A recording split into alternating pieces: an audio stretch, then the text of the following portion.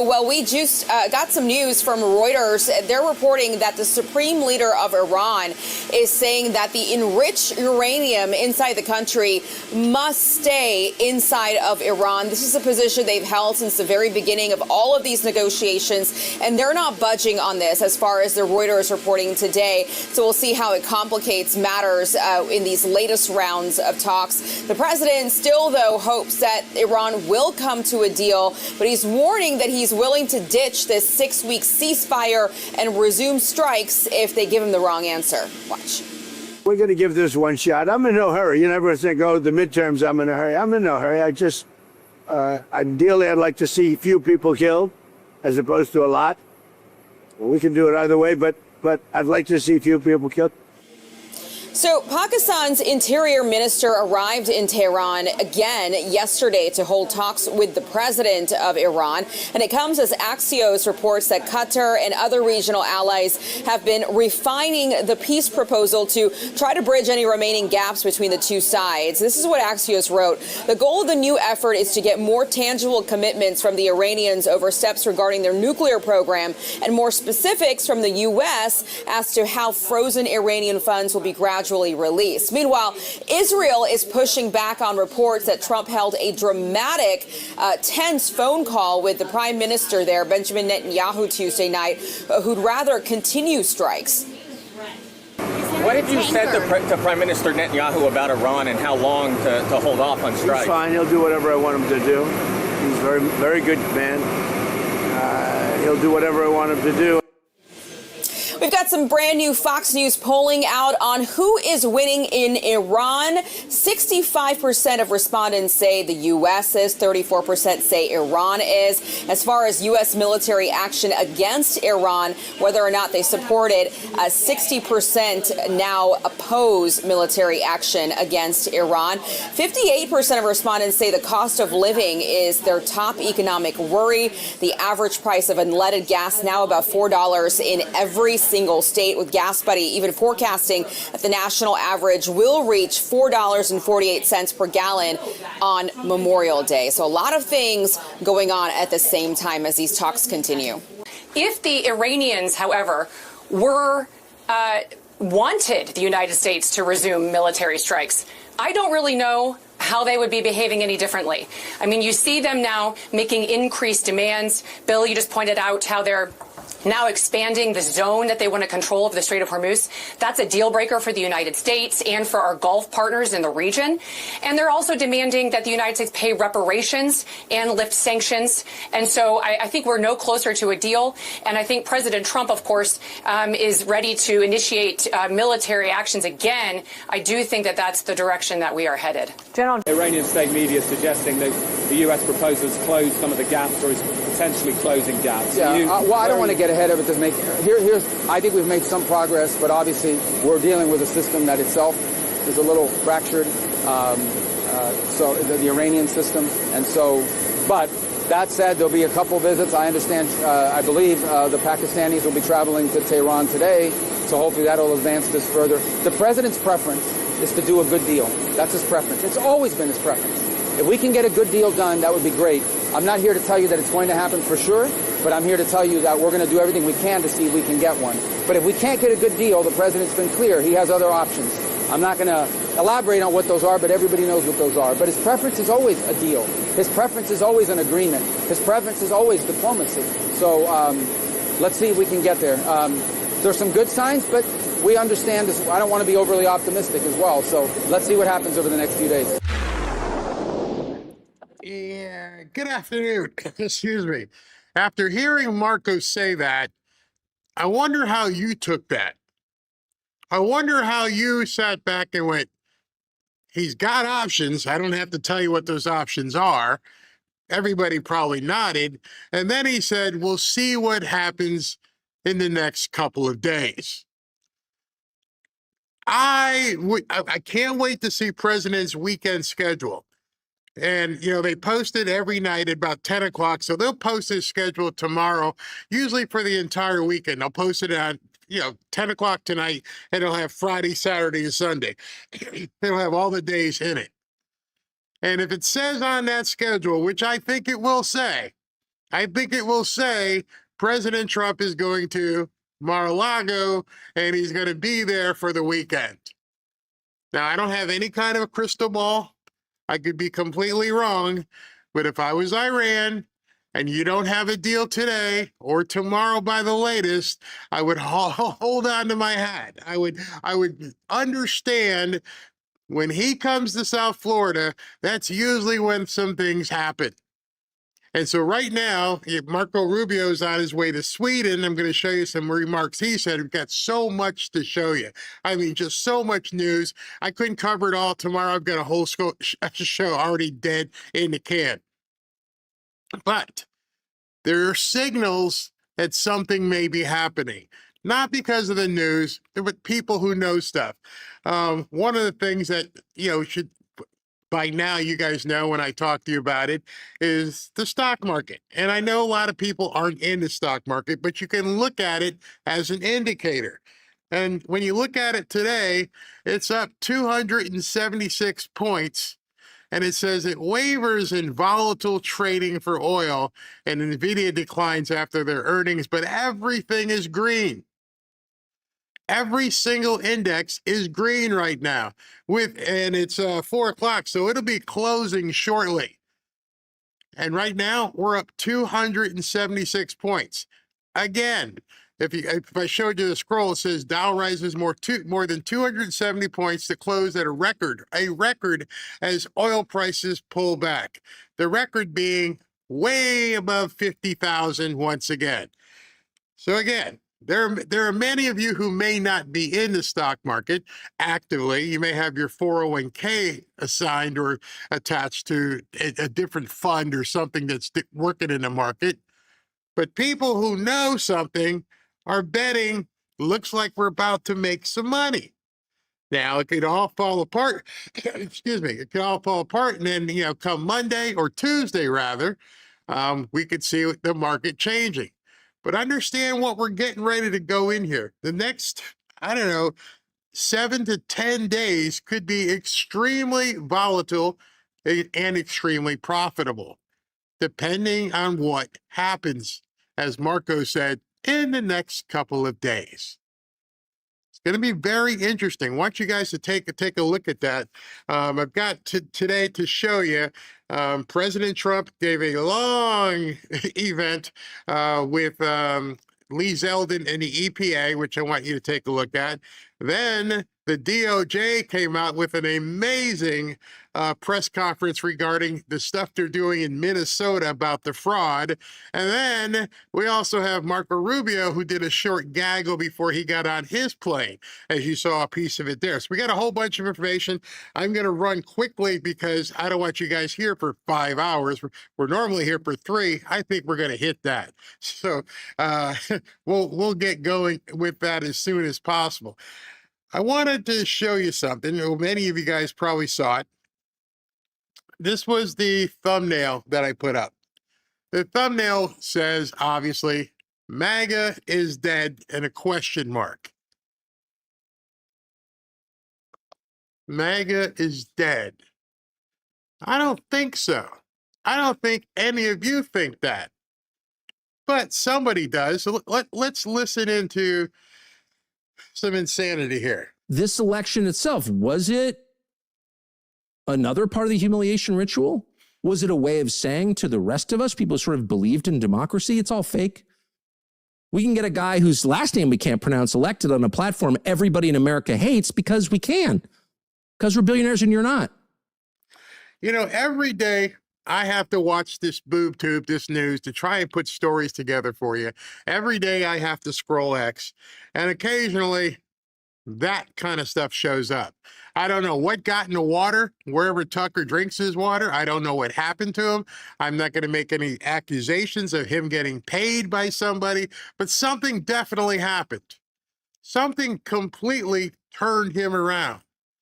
Every time I turn on the television or scroll on X, what do you see? Same thing I do. The same so-called bunch of experts, podcasters, influencers, as they may be.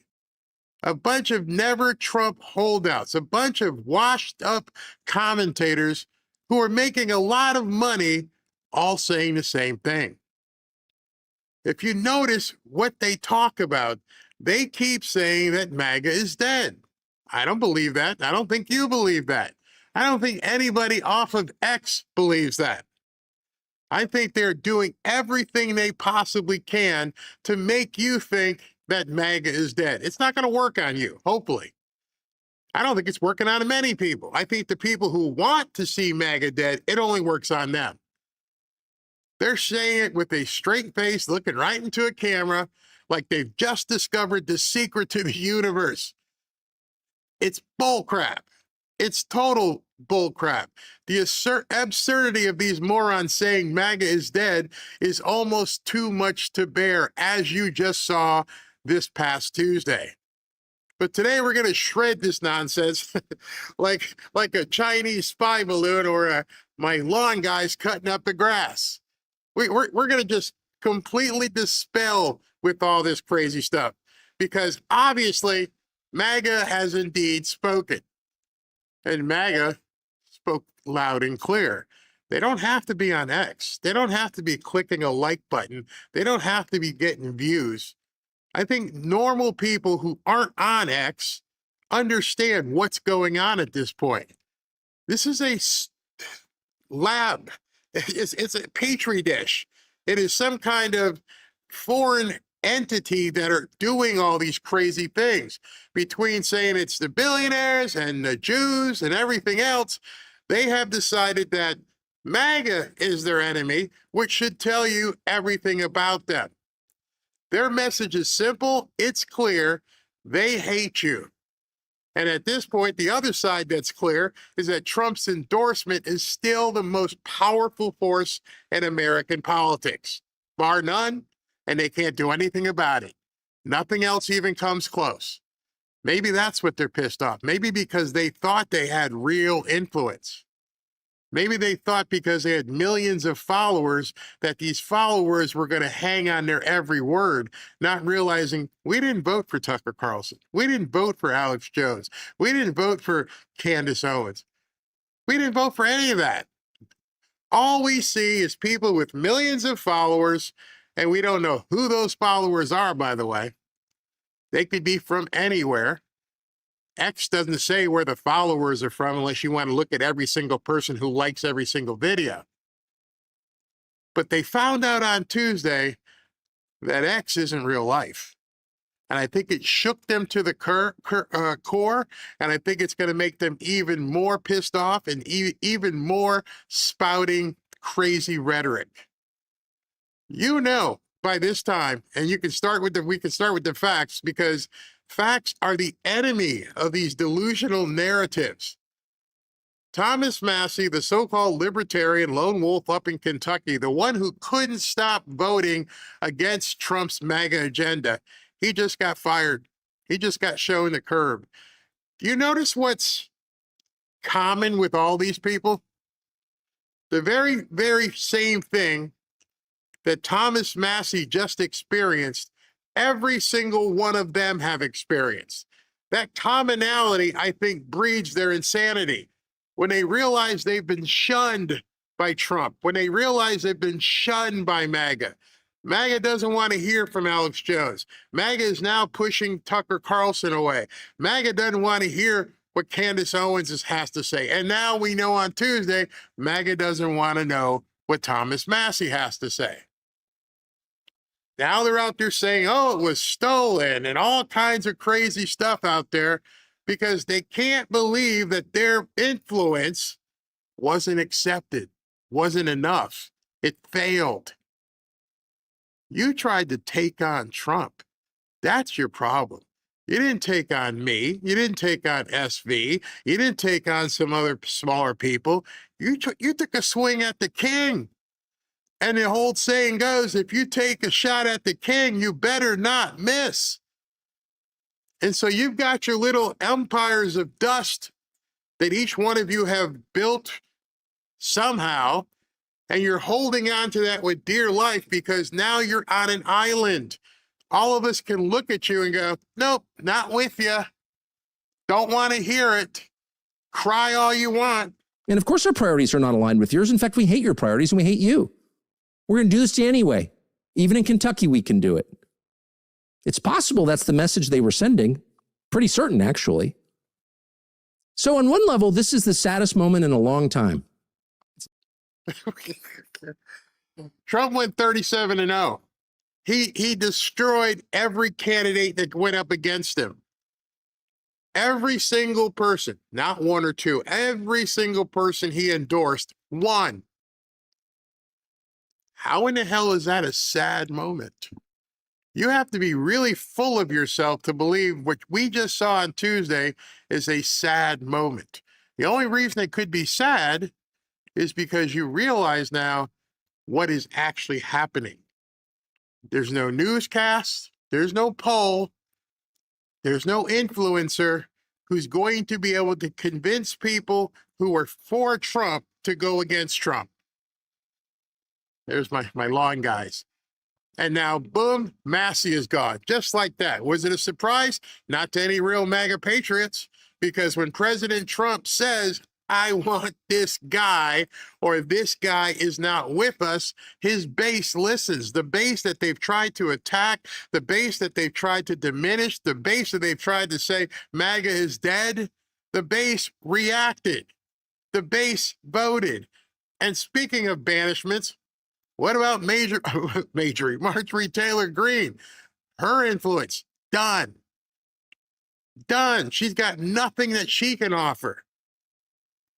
And now this champion of the woke mob, well, let's see what he says. Not just the death of Thomas Massey's immediate political career, which may be resurrected, one never knows. It's obviously the death of MAGA, whatever that. It's the death of MAGA. Oh, now understand what he just said. MAGA won. However, because they voted against Massey, it's the death of MAGA. Whatever that is, he says. Man who stood on stage multiple times getting applause from MAGA now doesn't seem to even know what it is. That's how far gone he is at this point. I don't even know what that is. Here, let me let you hear that again as he says it quite clearly, whatever this MAGA thing is. It's obviously the death of MAGA, whatever that was. Was. What do you mean? This isn't some past tense. We are still here. Everybody watching, everybody not watching, who subscribes, who follows, who votes for Trump, they didn't go anywhere. You guys did. The circus of harpies is what I think they are, where logic goes to die. They thought they could neuter all of MAGA. They thought that they had the power, that they could make MAGA irrelevant. But here's the thing. They don't understand, obviously, what MAGA is. They want to keep looking away from it. They think the woke right was some sort of cool kids club. Whatever you want to call it. Woke right, the crazy podcastisans, the grifters, the groypers. I don't know what term you want to use, but they're fake. That's the term I want to use, fake. They are making money. They're making money on clicks. They're making money on likes, and they're making money on their own aura. They think they're more important than you. That's their biggest mistake. You know, people, even like me, make podcasts, talk to people. Yes, we do profit. Yes, we do make money. We have sponsors, but I never want to get to a position anywhere while doing this that I feel I am bigger than President Trump. Because I know if I ever feel like I'm bigger than President Trump, I've ended my career. Well, I wouldn't call it a career. My podcast. You can't pretend to be America first while stabbing the Trump agenda in the back and MAGA in the back. These people are the ones who are officially dead. They're dead. They're buried, and they may not act like it, but they're walking zombies at this point. It was cute. It was cute while it lasted. You could trash Trump. You could trash Erica Kirk. You could trash JD Vance. You can trash MAGA. And all you guys got together and you decided that we were stupid, ignorant, a cult. And then somebody that you latched onto. You latched on to Thomas Massey and he was going to be the cult killer. And you really thought that was going to be a race to define the midterms. I can't even tell you what would have happened on Wednesday if Thomas Massey had won that race. Every single newscast would have been just like the people on the right. They would have been trashing Trump. He's got no more power. It's over. MAGA is dead. But now he says it's dead anyway. How the hell can that be? It's also, of course, the end of the Republican Party as we thought we knew it. The Republican Party of right now bears absolutely no resemblance to the Republican Party we thought we had just elected less than a year and a half ago. None at all. Who's we? See, that's the problem. That's what these snakes were doing. These snakes were hoping they could turn Donald Trump into the type of Republican they're used to.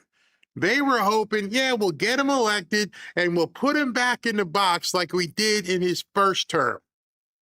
That's what they thought they were going to do. That's why they're all freaking out. He's right about one thing.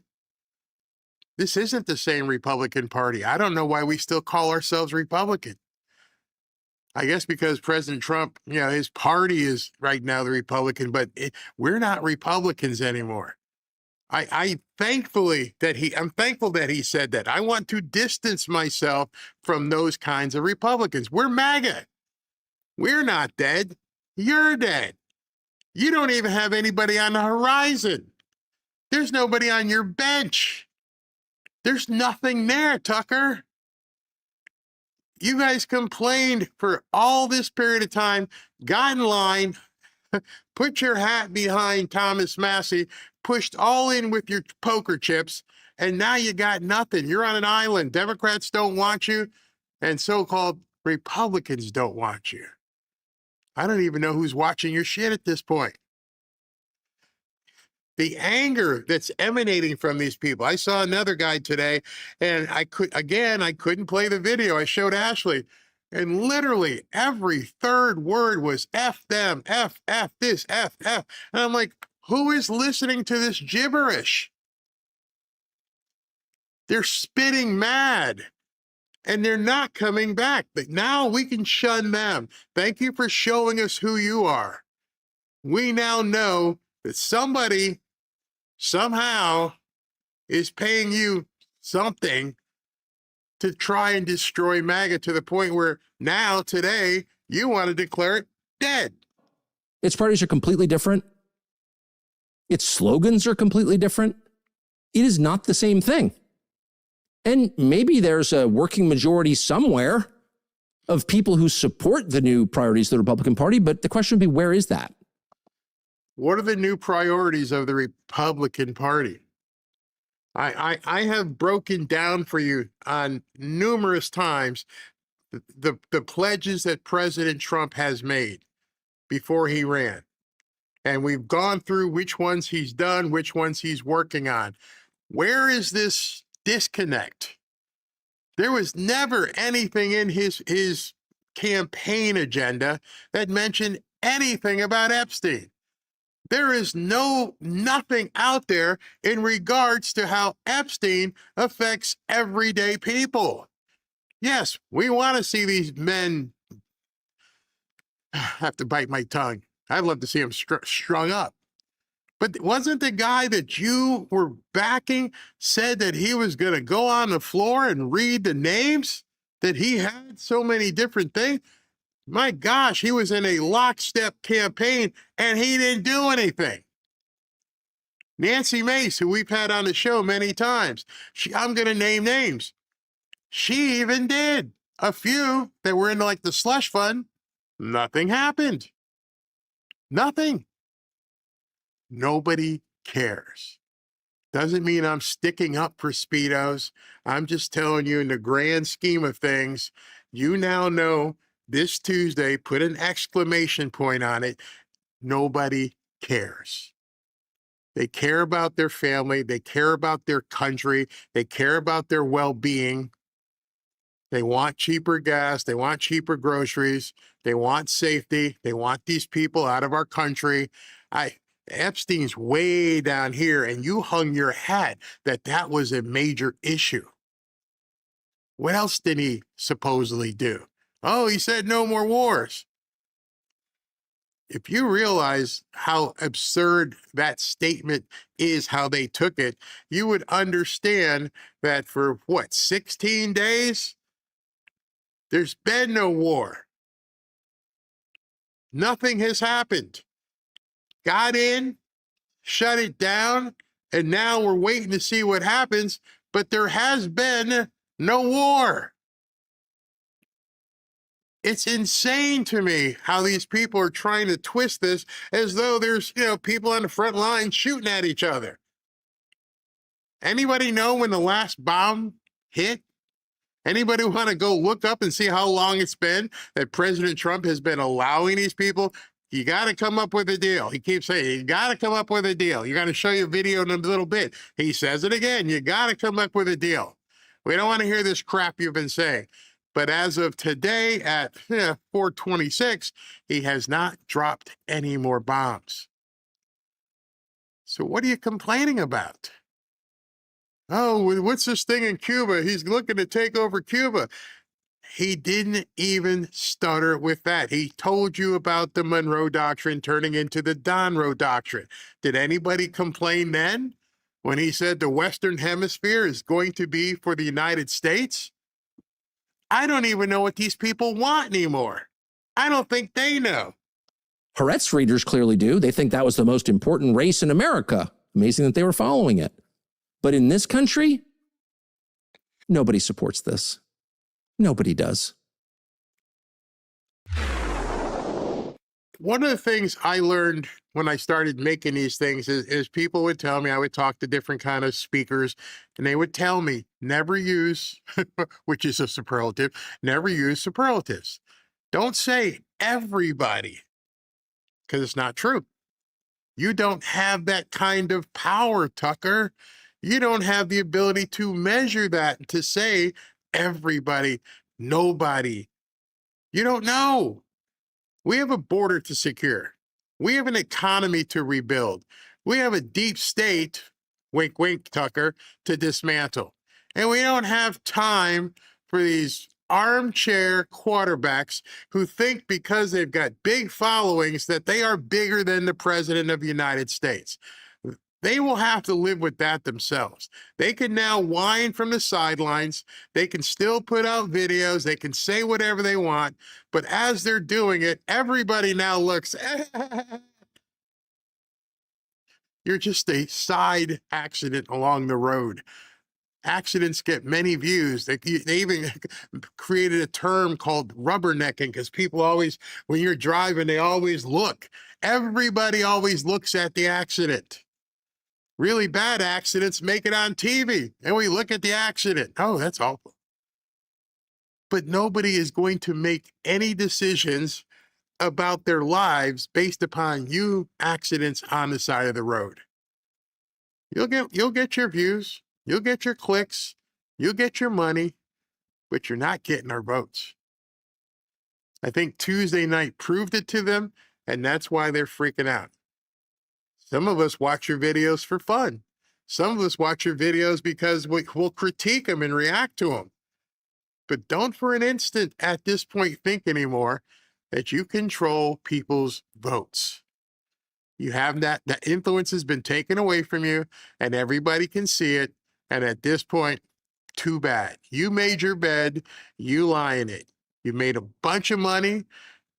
Most of them have probably made millions. You can ride off into the sunset. Cue the cowboy scene of you riding off, but you won't do it because you're just, there's something inside of you that thinks we can still make a difference. And you can't. Now you're just that accident on the side of the road that we look at and go, oh, here, Alex is saying something crazy again. Oh, they stole the election. Good luck with that. You're not in any position to try and make anything different happen. You can't even start an investigation. You don't know anybody in Congress who's going to even take your call anymore.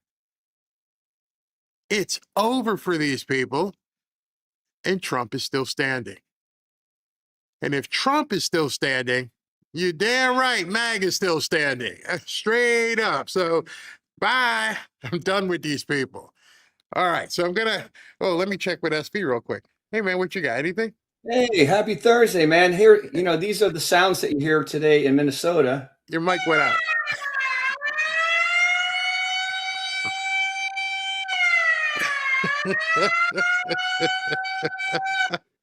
Mohammed Omar is on the run, man. The Minnesota fraudster. He jumped out of a 4-story balcony and he's probably limping a little bit. That might be your story for later. If it is, I'll stop. If people are around for it, but yeah, I have that press conference tied up too. But what SB's talking about is they gave a big press conference today, and they showed a video of one of the fraudsters who was so terrified he jumped out a 4-story window. I don't know. And where he's driving. He's driving away in his Genesis sedan. That is a sweet looking car for a third world pirate. After scamming a couple million from people. I mean, why are they all named Omar too? His name is Mohammed Omar. Is that a brother of? Never mind. Oh my gosh. I'm telling you, it's closing. It's closing in around them, and they're freaking out. I mean, I was talking to somebody earlier, going, you know how much money came out of Cuba and went back and forth? I'm like, yeah, I know how much money was going through there. The way Trump has done it, the surgical way, is first turn off all the knobs so they can't get to any money. I hope you guys, and SV2, I hope you guys looked up those executive orders from yesterday, because basically at this point, no illegals can send money anywhere. I think they've got 60 days for everybody to comply. So the Western Union stores might be packed for the next 2 months. And then suitcases are flying, man. Then it's going to go dry. And the Democrats know, and the Democrats are screaming. And doesn't really matter. And it's funny because everything that Trump is doing is making the Tuckers of the world even less relevant, because they're still talking about news from 2 days ago and trying to recapture that, and it's gone. We have moved on. There's too much stuff getting ready to happen. So I'm loving it. I have a short read, if I may. Please. I won't say who it's from. I'm going to see if you can guess, but it's very interesting. This will take about a minute. Regardless of the outcome of Spencer Pratt's race, what he's doing is authentically American. You see a problem, become a part of the solution. His campaign ads are unconventional, but that's the point. It's refreshing. Instead of speaking like a career politician, he's speaking as an American who sees and deeply understands how fragile the simple things in life are when leadership fails. This is what this country is all about. Citizens willing to step into the political arena unafraid and challenge a failing system, much like the one that has destroyed Los Angeles. I hope moments like this inspire more Americans to throw their names into the mix, run for office, get involved, and stand up for what makes this country exceptional. Erica Kirk. Wow. That's pretty. She posted pretty that an awesome. hour ago. Yeah, I haven't heard that. That's crazy. Crazy good. After everything she's been through, and how this certain other podcaster has been attacking her left and right. I mean, it's just crazy. Yeah, the left fears him. I mean, he's under attack. I mean, I saw a screenshot of some lady they're looking to see if anybody knows. She's going around stealing his signs, taking them down, ripping them down. Typical white liberal woman, because you could see who she was. But I mean, they fear him because he's just so down to earth. He really wants to fix things. I mean, he posted like a 6-minute video. I posted it on my X if anyone's interesting about the whole deal, why he's doing it. And it's really kind of it's an emotional plea, but he truly wants to fix it. And people are saying he doesn't have a law degree. He says, I'll get one, but I'm not going in for the politics. I'm going in to fix LA. I want to bring LA back. So I I was speaking to my cousin today. This is coincident. He lives in, I'll say, northern part of California, and his wife died cancer a couple months ago. So I was checking in on him, and he says, I have her ballot and my ballot. I also have my daughter's ballots who don't live in the state, and I have all 4 of them here, and I'm just going to fill them out and vote.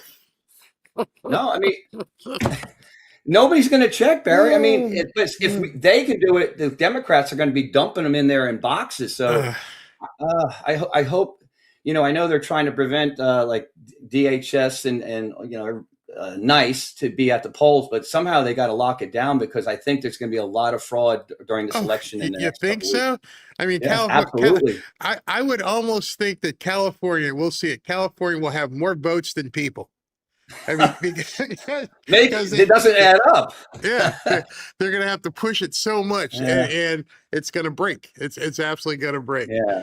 All right. So I'm anyway, I'm going to play President Trump's event with Lee Zeldin next. Okay. And I just want to let everybody know, in case you want to run to the bathroom or get something to drink, it's about 40 minutes or so, and wow. It's very good about EPA and health and everything else. So we'll be looking at that in a second. All right, everybody. Thank you. Let me talk to you about one of our sponsors today, Chapter. Medicare is confusing. And as someone who turned 65 last year, I can confirm all of this to you personally. Keeping track of enrollment periods, understanding all your options, and making sure you're on the right plan takes a lot of time and energy. And between Medicare scams, corrupt agents, and bloated insurance companies, it's easy to make mistakes that can cost you thousands. That's why I'm happy I worked with the guys at Chapter. And ladies, they're actually honest and the only Medicare advisors that look at every single plan nationwide, helping people save an average of $1,100 per year. People are relieved when they talk to Chapter. It only takes you one 15 or 20-minute phone call for them to tell you, hey, here's what we can offer you. These guys won't push you to buy a plan you don't want, and their support is completely free. So if you're turning 65 soon or have questions about your Medicare coverage, call them at 475-328-3545 to get the most out of Medicare. And when people call, most people wish they just called sooner. So give them a yell. And also you can go to their website at askchapter.org/Barry to book a one-on-one consultation. All right, so President Trump, as I mentioned, today spoke from the Oval Office, and so I've got that for you right now. Thank you very much. It's a great honor. We have tremendous people behind me. You'll be hearing about that in a minute. Today is my honor to be discussing the taking of a very historic action to substantially lower costs for consumers, protect hundreds of thousands of jobs, and save Americans well over $2 billion a year by officially terminating the Biden administration's ridiculous regulations imposing costly requirements on refrigerators and air conditioners. It's ridiculous, unnecessary, and costly, and actually makes the machinery worse. I want to thank EPA Administrator Lee Zeldin, Senators John Husted. John, thank you. I heard you're doing very well in your race, I hear. That's what the word is. And Ashley, I know you're doing very well also. Ashley Moody, Florida, great. As well as Representatives Stephanie Bice, Zach Nunn, and Craig Goldman. Thank you all. Thank you. Thank you all. You look good. We're joined by Kroger CEO. That's a big one. Kroger, that's a big, I see those stores all over the place. Greg Foran. Where's Greg? Greg? Very good. You look like Central Casting. Just like you're supposed to look. Fairway Store CEO Reynolds Kramer. Right here, Mr. President. Okay. Hello, Reynolds. Hello there. Maybe I won't look around every time. Why Not Stop CEO and co-owner Ann Guthier. Ann? Yeah. Because it's Ann, I'm going to. Columbiana Foods co-owner Ron Graff Sr. Right here. Right behind you. Right behind me. Hello, Ron. Neiman Foods President Richard Neiman. Right here, sir. Hi, Richard. Piggy, well, that's a nice, right? Piggly Wiggly franchise owner. And that's a big company, too. It's not a cute name. Kevin McDaniel. Where's Kevin? How was that name playing? Good? Piggly Wiggly doing great. Piggly Wiggly. I've heard that, actually. That's great. Franchise owner, Kevin. So you met Kevin. And Food Fresh owner, Michael Gay. Food Fresh? Hi, Michael. How are you, Michael? And this is a representative group of very large-scale retailers.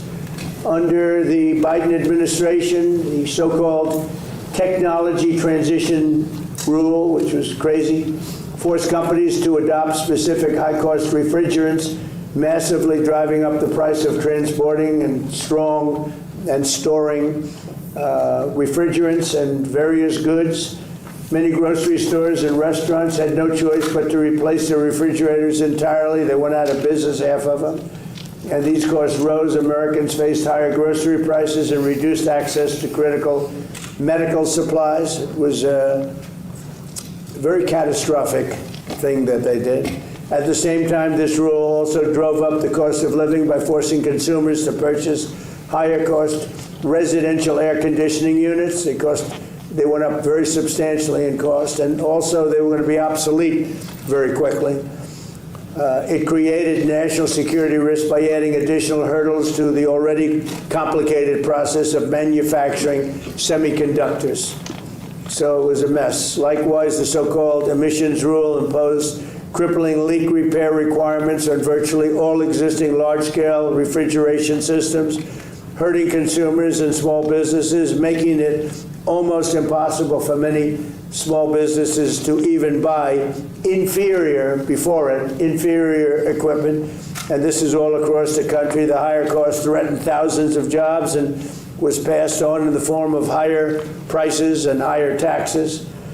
Today's reforms will deliver significant financial relief, saving American families and businesses more than $2.4 billion. Think of that, each year. Thanks to today's reforms, the American people have lower grocery prices, cheaper transportation of goods, a lower cost of air conditioning, at no detriment at all to our country.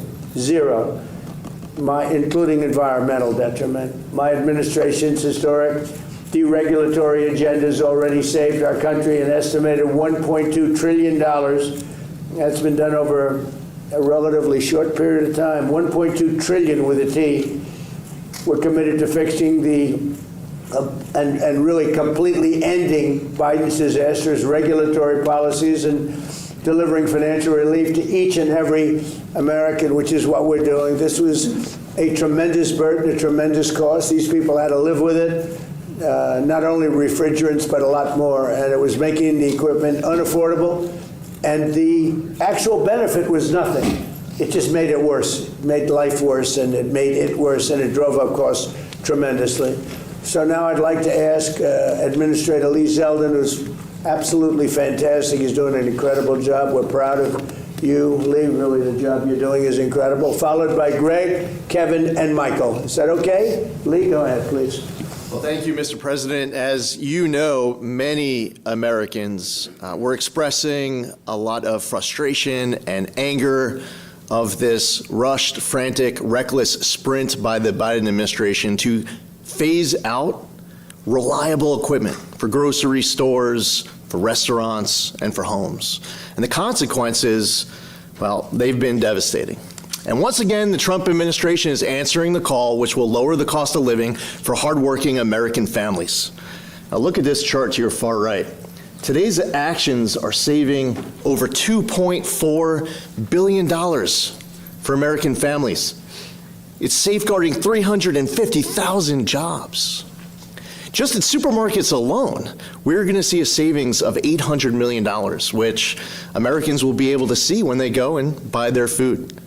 The Biden EPA face planted when trying to jam through their restrictions. Americans who wanted to be able to fix their equipment were instead being required to buy far more costly new equipment, and that just doesn't make any sense. Refrigeration trucks were being handed impossible restrictions to meet. And once again, here we are in the Oval Office. President Trump is righting another wrong. At the Trump EPA, we are proudly implementing President Trump's agenda every single day and delivering for the American people. very much. Thank you. Please. Thank you, Mr. President, and thank you, Lee. Look, on behalf of the Kroger Company, and we operate about 2,700 supermarkets, an orderly transition of equipment reduces both capital costs and operating costs. And at the end of the day, that's good for consumers because we're able to take that and put that into lowering prices, which is the key objective that we have in our business. So thank you very much. And you were able to save a lot of money and put it elsewhere by not having to do this ridiculous. Exactly. So it allows us, instead of having to outlay more capital at a faster rate and more operating costs, to change that equipment. Well, to replace a refrigerator that's working perfectly, right? Yeah. So that allows us, you know, obviously these things have a lifespan, but an orderly transition allows us to move through that in a way which keeps the price of groceries down, and that's something that we're, you know, desperately focusing on, Mr. President. Great. Thank you very much. Next. My name's Kevin McDaniel. We operate 14 Piggly Wiggly stores in North Florida, Alabama, and Georgia. On behalf of NGA, the Piggly Wiggly family, which has about 250 stores in the Southeast, we want to thank President Trump for rolling this terrible Biden legislation back, because without it, there would have been a lot of independents out of business.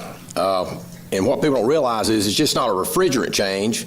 It was a equipment change. And those equipment per store, you take a store, our stores run from 25 to 50,000 square feet. You could look for $800,000 to $1.5 million per store to do a change out. That would have and done. The new equipment would not be as good as the old equipment. No, absolutely not. It would be inferior equipment because you weren't able to use a refrigerant. It was thrown together too fast. The technology's not there yet. It's just way too fast. That's the problem. Good idea, but it's terrible. So you would have had all these independents go out of business. You'd had independents out of business, and you would have seen grocery prices soar. That's what would have happened if this would have went through. President Trump, thank you very much. On behalf of every independent in the United States, we cannot thank you enough for what you've done for us. Thank you so much. I mean, just the bottom line is, so you have great equipment that works incredibly, takes care of your meats and foods and everything else, beautiful refrigeration systems. Take it out and replace it with stuff that barely works, costs a fortune, and it's no good. Think of it. And everyone's going to go bankrupt because the equipment is much more expensive on top of everything else. Yep. So the big thing now, we got to get rid of the law that was signed quite a while ago, and we have to get rid of that because ultimately we want to make it permanent. There's no negative impact by having a good system, but there's a tremendous impact. I think it's going to be bad because a lot of people said the other stuff doesn't cool your product. No, it's probably would. It's so crazy. Please. Michael Gay, I have a single store, Food Fresh in Claxton, Georgia, and exactly, I mean, to echo everyone up here, these refrigeration costs, I'm the only store in a county of 10,000. I literally 2 years ago put in equipment that should have about 20 more years of useful life, and to replace literally every single piece of equipment in our store would have been unbelievably cost prohibitive, driving up costs as we fight every day to try to keep them as low as we can. And, you know, if that cost gets too high, especially attached to a regulation, do you have independent stores close in neighborhoods that once I go away, you've created a food desert? So it's very beneficial that this happened today. It's much more complicated than anyone thinks, and to try to rush this through was just the wrong way to go. So we're very appreciative of you today. Thank you. I have one grocer who's a friend of mine. He's pretty big, and he said, I'm going to go ahead of the schedule, and he actually replaced a lot of his equipment. He called me up. He said, this crap doesn't work. It doesn't cool the food. So you know about that, right? What a shame. Okay, would anybody, Kevin, would you like to say something? Yeah, I'd just like to say, sir, that this is part of your overall deregulatory agenda, and the big number, 1.2 trillion, is the savings so far. but we're going to be hitting that every year. And we're rolling back stuff that everywhere we look, there's stuff that's as awful as this. And I think that really one of the leaders has been Lee, because the EPA has been a holdup for so many years. But Lee is just out there saving Americans money. And right now, again, if you look at that number, it's $14,000 per family has been saved at reduced costs because of the deregulatory. Do we agree that Lee is an MVP candidate? MVP. No, he's done a great job, and he sees what's good, and he's a big environmentalist. I mean, he wants to make sure everything is good, but he also sees stupid things like this. Senator, would you like to speak for this? Well, Mr. President, I'd like to thank you for this because this hits our goal of trying to keep prices low for working families in America, cost of food. I have the Graff family here right behind you. They operate 3 grocery stores in Columbiana County. They had already upgraded their refrigeration systems a few years ago. This was going to cost them millions of more dollars in Columbiana County, which is not an affluent county. It has a grocery store in East Liverpool, Ohio, which is the hometown of the late, great Lou Holtz. And these people, not only would it raise food costs, but it might force them to shut a grocery store down so that the town didn't even have a grocery store. So you're saving money for working families and their grocery prices. You're also saving grocery stores so that we don't have food deserts in rural places across our country. Yep.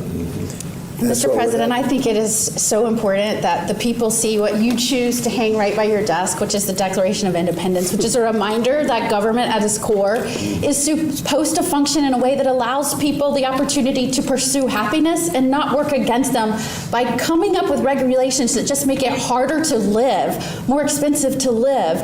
And from day one, I remember standing with you with the same crew of folks. From day one, you have been digging into all of these regulations that are issued with no thought to how they affect real people and real small businesses and businesses trying to step up and provide jobs and lift up their communities. Thank you for that. Thank you for getting back to the core of what government is supposed to be, and that is working in the interests of the people. Thank you. Thank you very much. Good job. Thank you, everybody. So any questions, please? Thank you, Mr. President.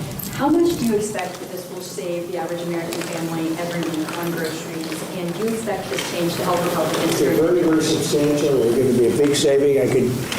We're breaking it down. In fact, numbers are coming out this afternoon sometime, but the average family will save a lot of money, and you're going to have stores. You know, nobody actually thought of it until it was mentioned this morning. You will have stores closing down in areas where they're not going to have a store anymore. That's right. And you really are being forced to spend much more money on much more expensive equipment that really doesn't work. This friend of mine is a very savvy guy, and big league stuff, and he put some in because he wanted to see, and he said the stuff doesn't work. It doesn't cool the food properly. That's why they call the thing that we're talking about a refrigerant.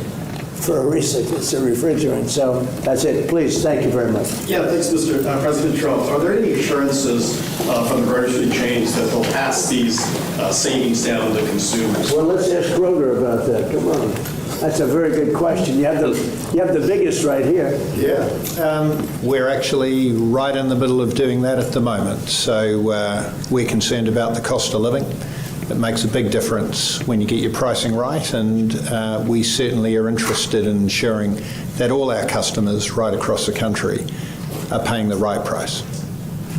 If it were the right thing to do, if it would be, bad for the environment what they had, I'm all for it. I'm all for that stuff. But when you're forced to put in very inferior equipment that's not going to work, you're going to be wasting a lot of food product because it doesn't cool the food properly. And it's actually a bad thing, and the bad thing is more expensive than what they already have. And in many cases, they just put it in. They just put in the other apparatus, and a lot of people have said they've spent money recently to do it, and then this rule came up out of nowhere, and the stuff they just put in, they have to change. I'd be all for changing if it was good, even if it was a little bit good. But this is actually bad. Yeah, do you not have any environmental concerns though with this? No, there is no environmental concern, and Lee covered that really well. There's no environmental concern. It's not going to have any impact on the environment. Mr. President, with many Americans concerned about affordability ahead of the midterms, there is some backlash among Senate Republicans to some of the other priorities, the ballroom and the anti-weaponization fund. You clearly still have a strong hold on the Republican Party. Your candidates did very well this week during the primaries, but are you losing control My of the Senate? candidates did well. Not all candidates did well. But are you losing control of the Senate, sir? Are you losing control of the Senate, Senate Republicans? I don't know. I really don't know. I can tell you, I only do what's right. I don't need money for the ballroom. You know, I'm making a gift of the ballroom. This is the biggest misreporting that I've ever seen. The ballroom is being built. It'll cost. It was going to be $200 million. I've doubled the size of it because we need it, and it's being done in conjunction with the military and with the very much in conjunction with the military and Secret Service. We're on time, on budget. It's going beautifully. I have all the money I need. We're making a gift to the United States. They came along and they said, we want to make it the White House overall, more secure. And I understand that. Not for me, because I'll be gone. You know, I'll be gone and you'll have somebody else in for hopefully hundreds of years. But that's what they're doing it for. The ballroom is paid for. It's a gift. I mean, I want to make it clear because so many people say, I thought you were giving this away. And all of a sudden, the money that they're spending is for security, having to do maybe around the ballroom and other parts of the house. But this is not for the ballroom. The ballroom is being a tremendous amount of what's being done with respect to the ballroom is for national security, including, as an example, a drone port on top of which was top secret until litigation made it less than top secret. But we have a drone port. We have the glass that's 4 inches thick, bulletproof glass. We have bulletproof walls. We have things. You need a place like this. But this is being made as a gift from me and other people that are great patriots that spend a lot of money. We're building what will be the finest ballroom anywhere in the world. If they want to spend money on securing the White House, I think it would be very, very much a good expenditure, but the ballroom is being built. Well, what if Congress doesn't sign off on the security money, sir? Then the White House won't be a very secure place. But then regarding Cuba, there was an aircraft carrier that just arrived there this week, a Nimitz aircraft carrier. Are you sending that there to intimidate the Cuban government? No, not at all. Cuba, look, it's a failed country. Everybody knows it. They don't have electricity. They don't have money. They don't have really anything. They don't have food. And we're going to help them along, and we're going to help them because number one, I want to help them, on a humanitarian basis, but we have the Cuban American population, much of it living in Miami and Florida. That's a great group of people, amazing group of people, industrious, they're great Americans. They've wanted this to happen. They want to go back to their country. They want to help their country. I hope they're going to stay here, but they want to go back. They want to invest in their country and, see if they can bring it back. Other presidents have looked at this for 50, 60 years doing something, and it looks like I'll be the one that does it, so we'd be happy to do it. We want to open it up to Cuban Americans where they can go back and help. The CDC released a report this morning, their report on the last election on why you won and Democrats lost. One thing that it mentions is how they failed to reach Middle America, Southern Americans. Do you think they've learned lessons from that election, and have you seen that report? I think the elections are so rigged, and we have to do something about it, and we're going to do something about it.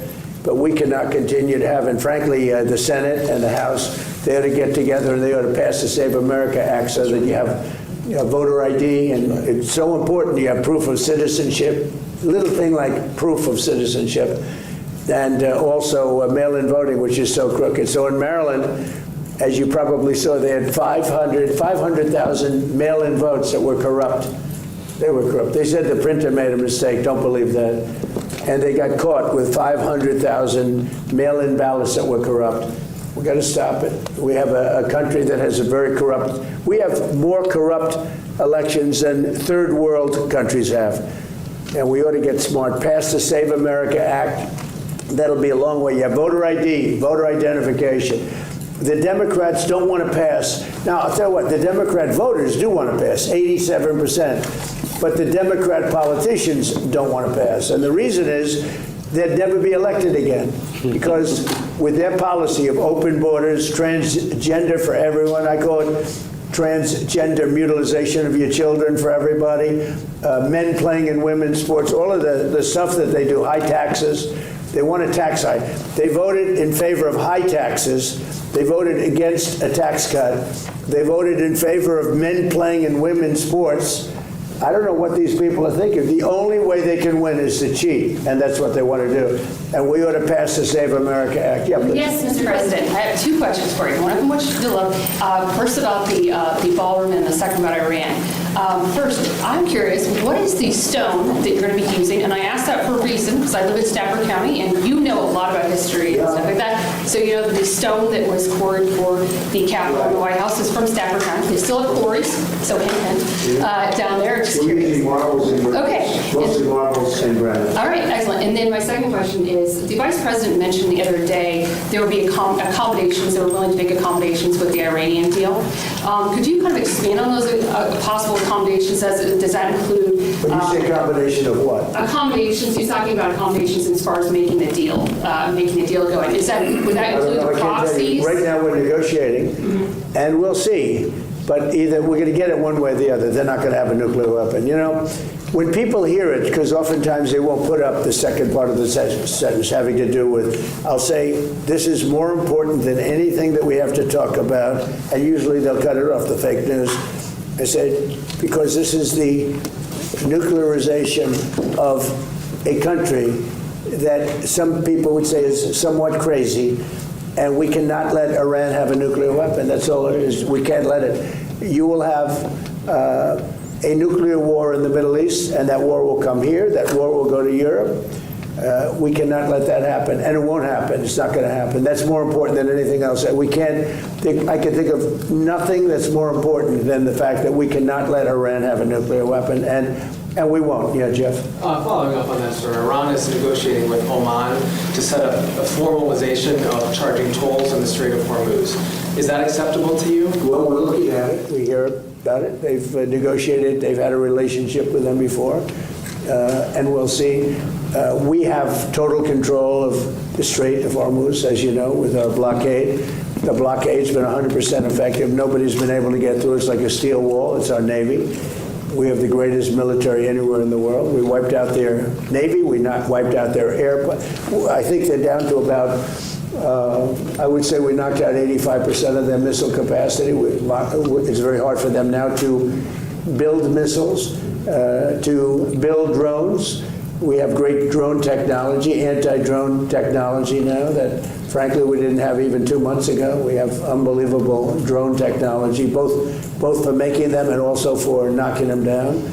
But look, we're going to either make sure they don't have a nuclear weapon, or we're going to have to do something very drastic. And the people of the country, I believe when it's put to the people of our country, they will all agree that we cannot let Iran have a nuclear weapon. How do you want things to end up? Just one follow-up on that. How do you want things to end up with the Strait of Hormuz, though? Would you like them to have control of that? We want it free. We don't want tolls. It's international. It's an international waterway. They're not charging tolls.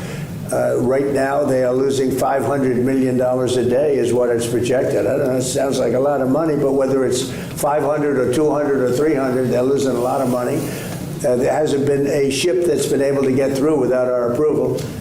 And the Navy has done an amazing job. And no ship is going to Iran, as you know. No ship is going to, or out of Iran without our approval. Can they keep their highly enriched uranium? No, we get the highly enriched. We will get it. We don't need it. We don't want it. We'll probably destroy it after we get it, but we're not going to let them have it. Okay? Mr. President, I have two questions. First on deregulation, the second on the Supreme Court. You, coming from business, you've seen the effects of what unnecessary red tape can do to business. Do you believe that given the amount of deregulatory actions taken along with this, going back to endangerment finding, the CAFE standards, tax cuts, and tariffs, do you believe that you've made the United States the most pro-business, pro-investment country in the world? Yeah, thank you very much for that question, because we are, for every one new regulation that we add, we're getting rid of 20 to 30 to 40, and now it's actually at even a number. In my first term, for every regulation that was added, we got rid of a minimum of 10. And I understand, Lee, that it's up to 43 or 44 right now. So if we add a regulation, we get rid of 43, 44. We're making it a much more pro-business, pro-people. You know, regulations are very costly for the people. They're bad for everybody. They're bad for jobs, bad for everybody. And we have, as of today, we have more people working in the United States than at any time in the history of our country. To me, it's one of my favorite stats. But we have more people today working in the United States than at any time in the history. And this is with the Iran conflict. That'll end soon, very soon. And when it ends, your gasoline prices will go down lower than they were before. You know, I left Iowa a few months ago, and gasoline was at $1.85 a gallon. That's right. And we'll be hitting numbers like that again. Mr. President, on the Supreme Court. We'll be hitting them in a much nicer way, by the way. We will be hitting them, and we will have a country that will not have a nuclear weapon yet. So what is today's executive? On the Supreme Court, sir, we're still waiting for the decision on birthright citizenship. You attended the oral arguments of that. Can you just explain what's at stake with that decision, sir? It's a big decision that we're waiting for from the Supreme Court. We had a terrible tariff decision. They cost our country a fortune. They said do it a different way. We're doing it a different way, but we're going to most likely have to pay back $149 billion. All they had to do is put a little sentence in there, half a sentence, saying that any monies paid don't have to be paid back. You know, you're talking about the people in many cases that hate our country. Give them back money. It was a terrible decision. And it's not going to affect because we do the tariffs a different way. The tariffs are what's bringing in all of this money. It's really made our country rich, modernly rich. Now we have another one coming up, which is birthright citizenship. And we're the only country in the world that has it. You step into our country and you're all of a sudden a citizen. You come in a certain way. This was not meant for Chinese billionaires to have their children become citizens of our country. This was meant, or other rich people, poor people. This was meant for the babies of slaves. This was signed right after the Civil War. You look at the dates alone, immediately after. This was having to do with the babies of slaves. And people have used it. And if this is allowed to stand, it will be a disaster economically for our country. And you'll have 25% of the people coming into our country coming in through birthright citizenship, and we won't have any control. This decision by the Supreme Court is a very big one. They'll probably rule against me because they seem to like doing that. You know, frankly, I'm not happy with some of the decisions. Look at NIL. Look what they've done. Look what the courts have done to college sports. They're destroying college sports. They're destroying universities.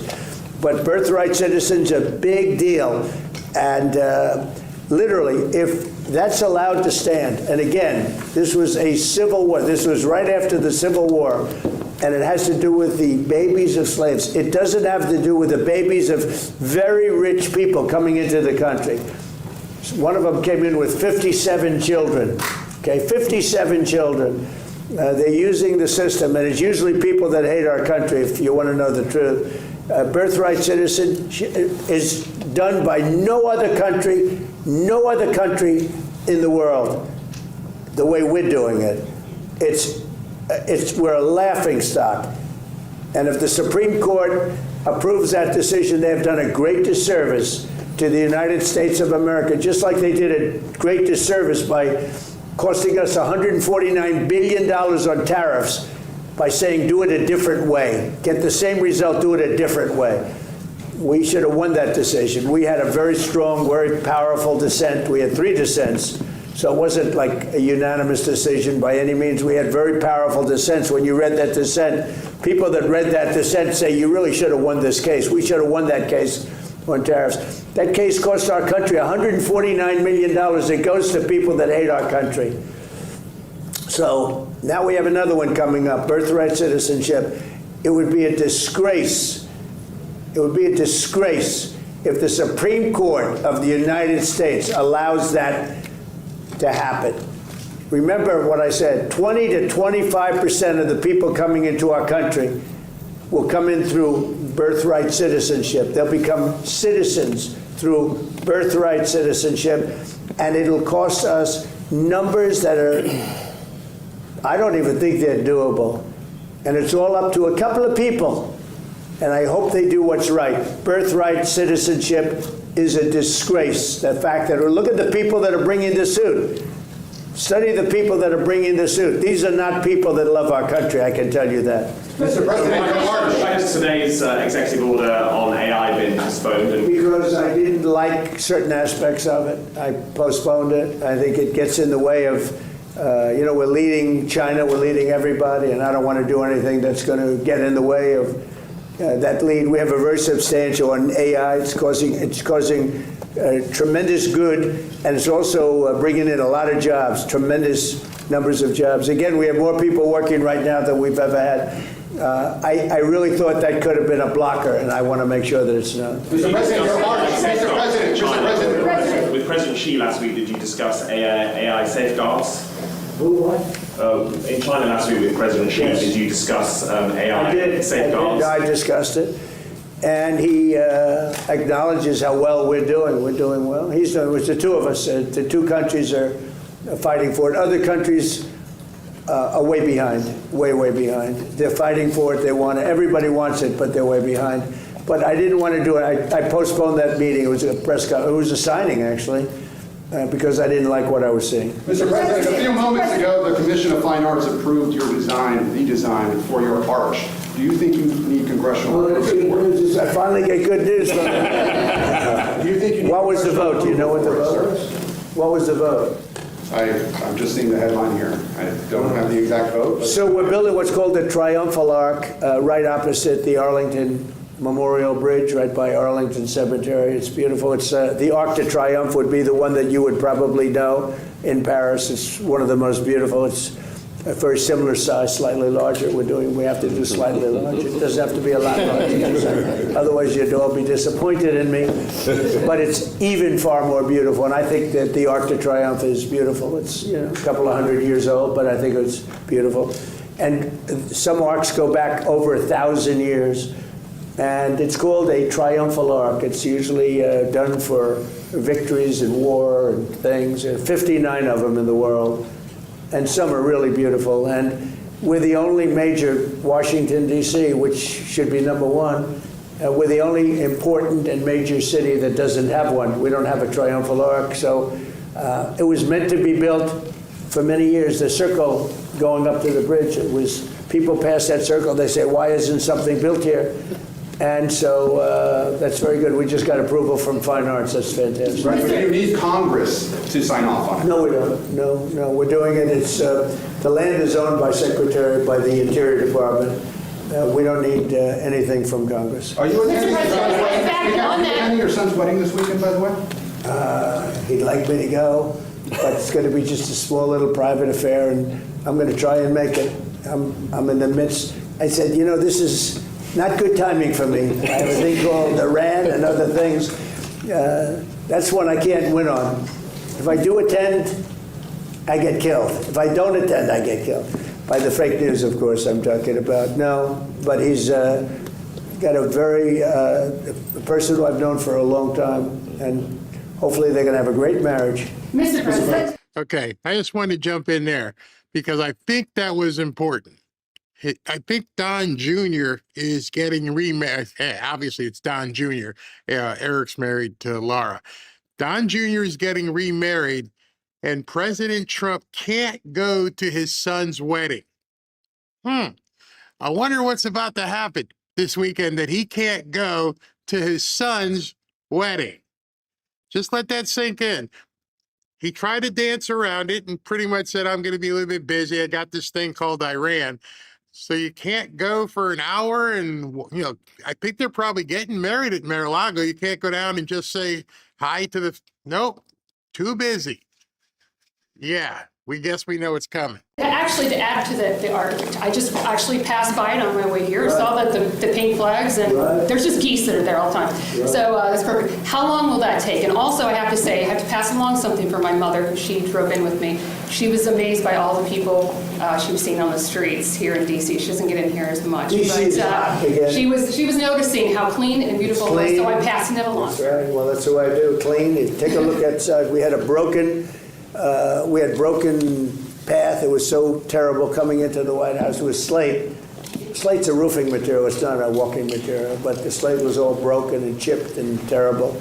And I put down a new granite floor and paid for it myself, by the way. But I put down a nice new granite floor. It looks beautiful. It's actually getting rave reviews. It's beautiful. It's a terrible having people walking up to the White House and they're walking over broken tiles and broken floors. So now we just finished. It's going to be finished when the moldings are put on. But we just, you might take a look at it. I don't know if you've seen it, but it's beautiful. It was very beautiful. Of other things we're doing while you're at it, we fixed, we have 31 fountains in Washington. Of the 31, not one worked. Now we have 21 working, and the others are going to be fixed. And people are calling and saying, it's amazing what's happened, the fountains, and they're working top level. And my most exciting is the reflecting pool between the Washington Monument and the Washington Monument Lincoln Memorial. It's 2,500 feet long by almost 200 feet wide. It's a massive structure, if you think of it. It's taller than the tallest building in the world.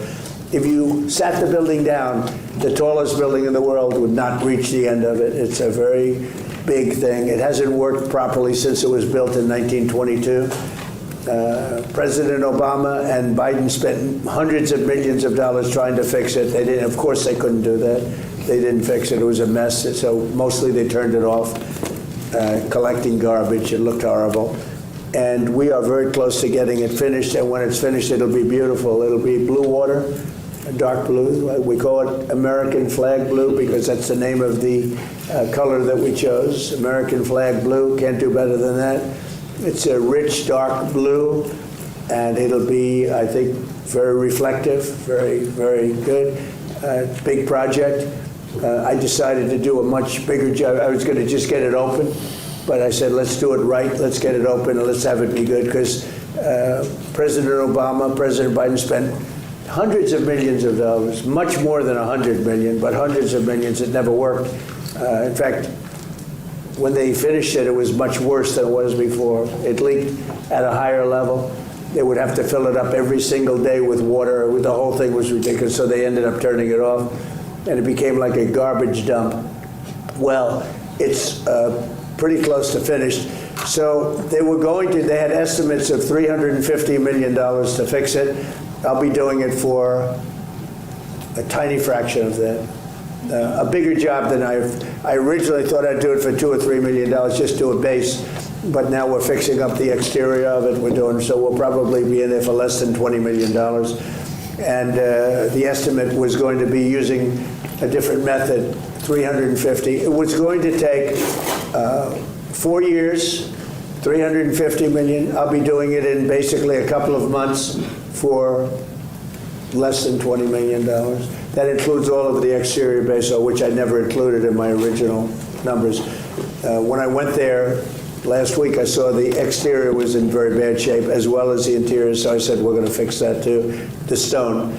It's going to be beautiful. When that's done, you might see it. It's probably 3/4 done. We have rain delays. We get a lot of delays, but that will be something special. The reflecting pool in front of the Lincoln and Washington monuments. I think it's going to be incredible. It's largely done. If you want to go see it, you can see it before we put the water in. The key is to have it done before July 4th. We want to see if we can have it done before July 4th. But we have about 20 or 21 of the water features in Washington open.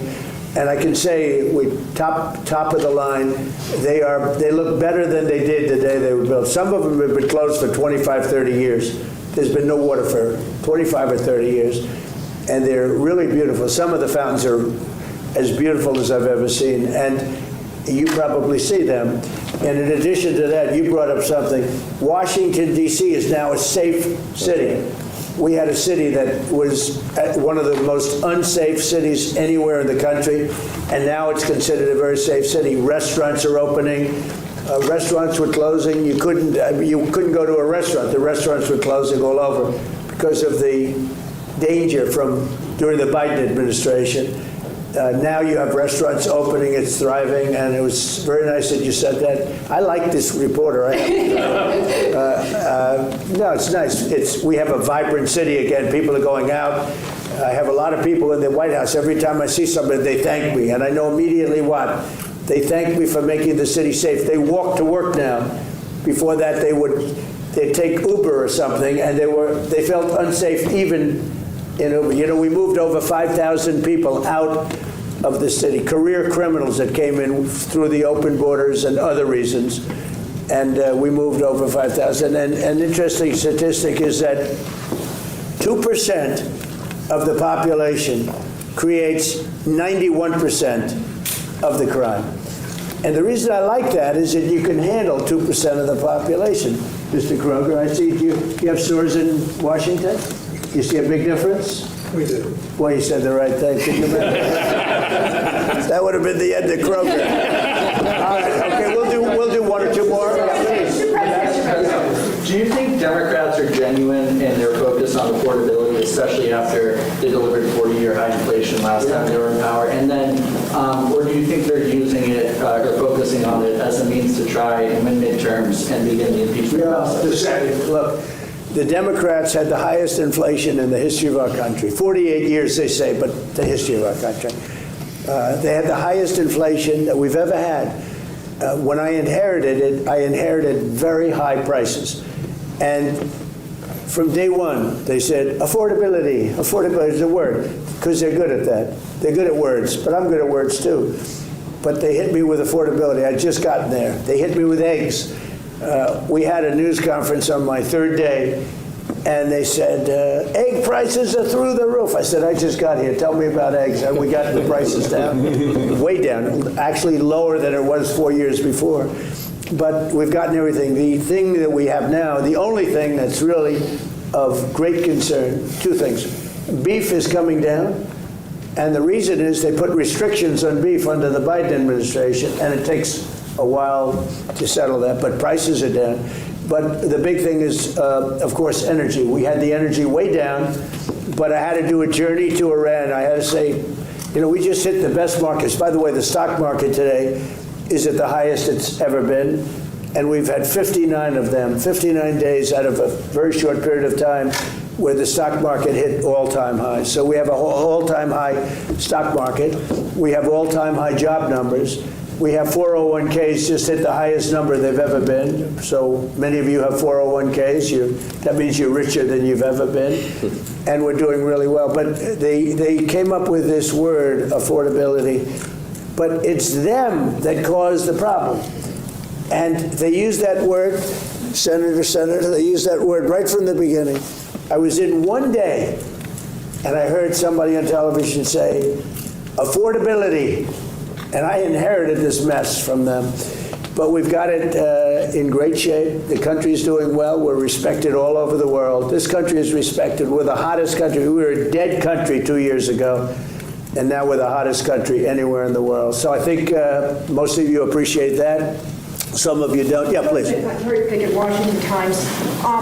If the Supreme Court doesn't rule in your favor on birthright citizenship, are there any other avenues that your administration has explored to remedy this? And did you talk with President Xi about Chinese foreign nationals taking advantage of birth tourism here in this country and how they can have? Well, that's a great question. No, if the Supreme Court hurts our country by ruling against us on birthright citizenship, that would be just, between that and tariffs, what damage they've done, what damage they've done. Again, they could have said, which they said, do the tariffs a different way. But they could have said the money taken in, hundreds of billions of dollars, $149 billion we have to pay back. Kevin understands that better than anybody. All they had to do is say, any money taken in, because they agree you could do it a different way. Any money, this is a better way. But the other way is a very secure way. And maybe in many ways it's a stronger way. They could have said any money taken in thus far does not have to be paid back to, in many cases, the enemy, people that don't like our country. Or it was a half a sentence. The Supreme Court could have saved us $149 billion with a half a sentence. But they chose not to do that. Now they have a ruling which is a much bigger ruling, actually, birthright citizenship. The cost, forgetting about the fact that it's wrong, the cost of birthright citizenship is barely not affordable by our country. It's going to cost hundreds of billions of dollars, and it's in their hands. What can I tell you? It's a common sense ruling. It's common sense. It was exact timing. And it's about the babies of slaves. Thank you for that question. Thank you, Mr. President. So do you think if Democrats were to take control of Congress again, they would immediately begin the impeachment process? I think if Democrats took control of the Congress, I think that, and let's say took control of the country, I think that this country's finished. These people are sick. They suffer from Trump derangement syndrome, but really they have bad policy. They have horrible policy. They cheat on elections. They get elected by cheating on elections. But you would have 2 states added. They'll terminate the filibuster immediately. Republicans should do that. They'll terminate the filibuster. You'll have Washington, D.C., and you'll have Puerto Rico as a state, which will be a disaster, which would be 4 Senate seats. Tremendous numbers of electoral college votes. You will have that's really bad, but you will have the destruction of our country. They want to go to 21 Supreme Court judges. That's their perfect number. They talk about 13, but they want to go to 21 Supreme Court judges. If they get in power, I think this country would be maybe finished. If I didn't win the election, I'll say this, we've become the hottest country anywhere in the world. We were a dead country 2 years ago. If I didn't win this election, we would have been a country that was essentially, I don't even know that we would have been a country any longer. They were destroying our country. They were letting hundreds of thousands, millions of people pour through our southern border, criminals, people from jails, people from mental institutions, drug dealers and drug addicts. They were sending everybody, countries were sending everybody that they didn't want by the millions, 25 million people. If I didn't win this election, I believe our country would have been finished. Thank you very much. I believe he's right. And I still believe he's right that if the Democrats are to get in power, we're in big, big, big trouble. I mean, amazing trouble.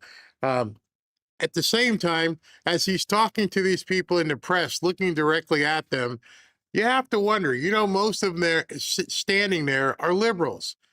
And I just think to myself, what are you people thinking?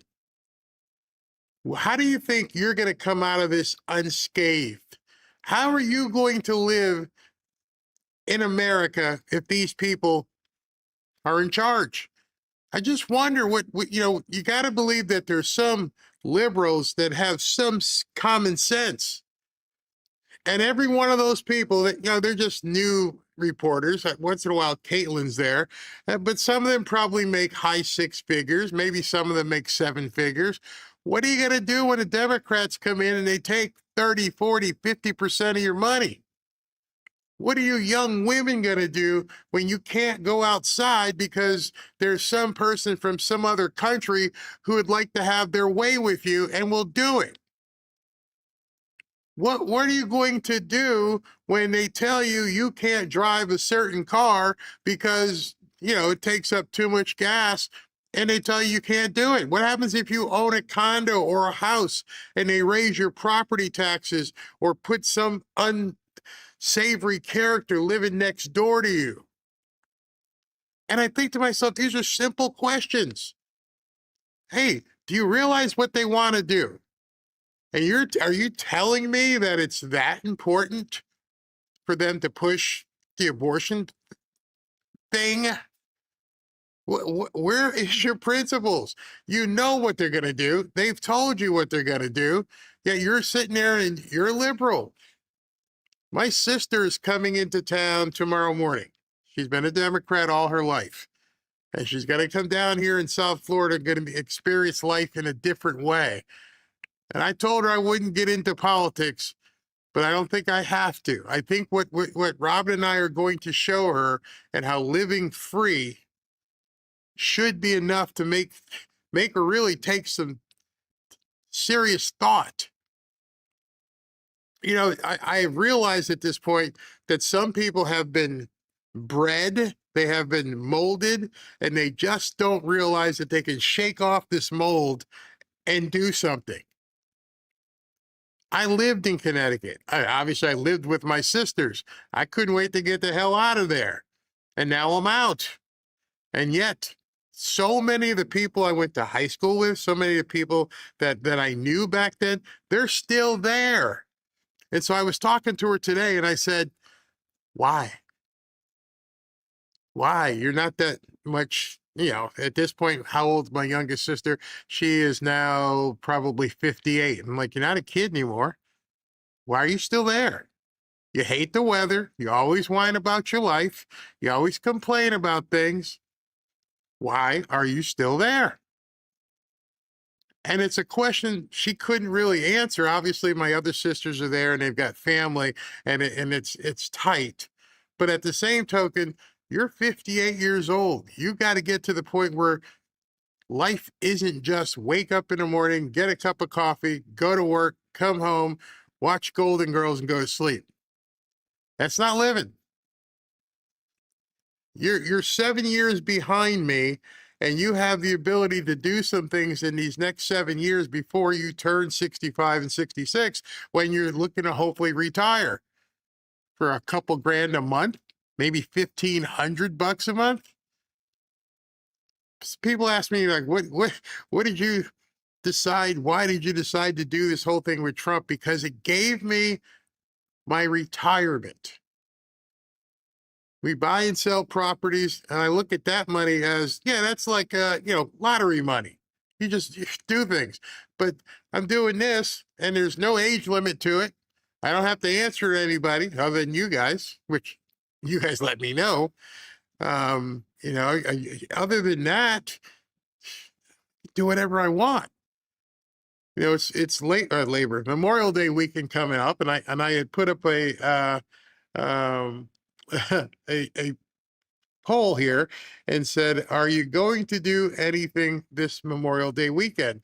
And 63% of people said no, they can't afford to do anything this weekend.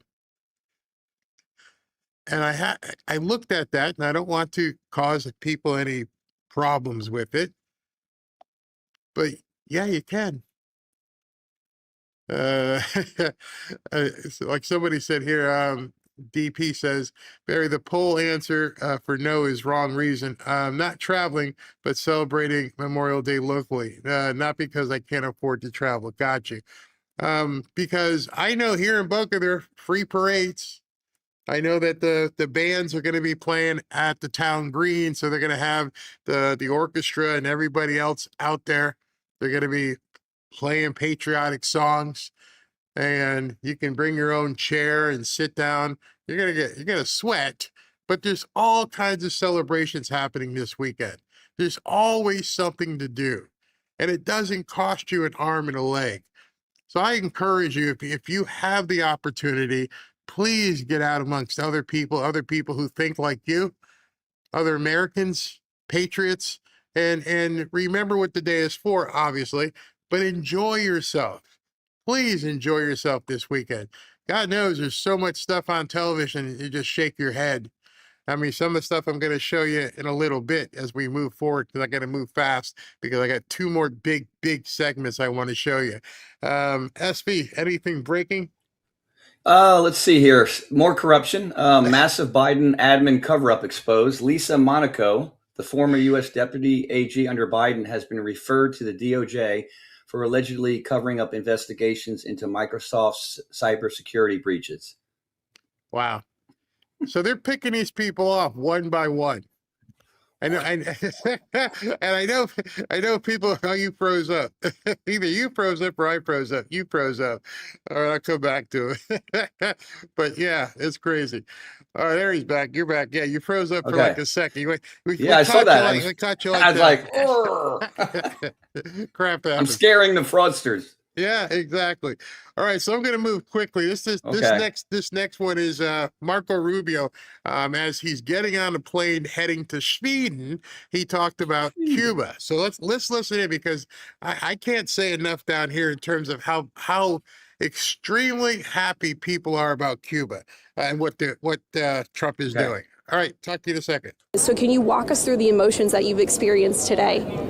What can I say? I mean, like, just my heart beating, just feeling finally, I've been here since I was 2, and just feeling like finally that maybe we can have, be able to visit our country again, where I was born and have never been able to go back. And I can't, just an array of emotions so intense that I can't describe it. Because I think that this is it. I really do. And I never felt this way before. And I think everybody here feels the same way, Have there been tears, happy smiles? Walk me through it all. Smiles, tears, happy smiles. My heart is pumping. I'm nervous. My hands are, I'm shaking. What can I say? I mean, thank you. I'm sure you felt like that too. Well, we're standing here outside of a door that many of the dignitaries have been going in and out of. So can you tell me if you were able to talk to any of them this afternoon, what would you tell them? Just thank you for actually doing a good job and like standing up for Cuba and standing up for liberty and anti-communism and just like freedom, because we cannot be in any country that has communism. Communism cannot exist. The leftist powers of communism have to be eradicated, and these people are finally doing a good job.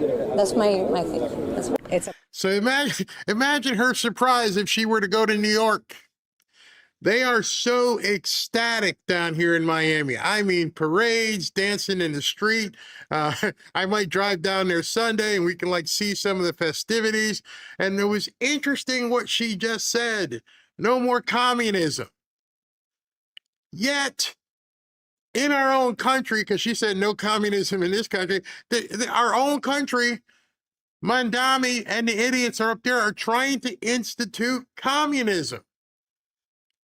Has he never been to Miami? Has he never talked to the people down here? Has Bernie never come here? I know AOC's been down here.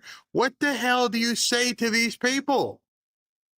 These people who have had to flee the country, their property, their businesses, and just get out of town because of communism, and you guys are up there pretending like it's the next best thing. There's something wrong. There's a disconnect with the left.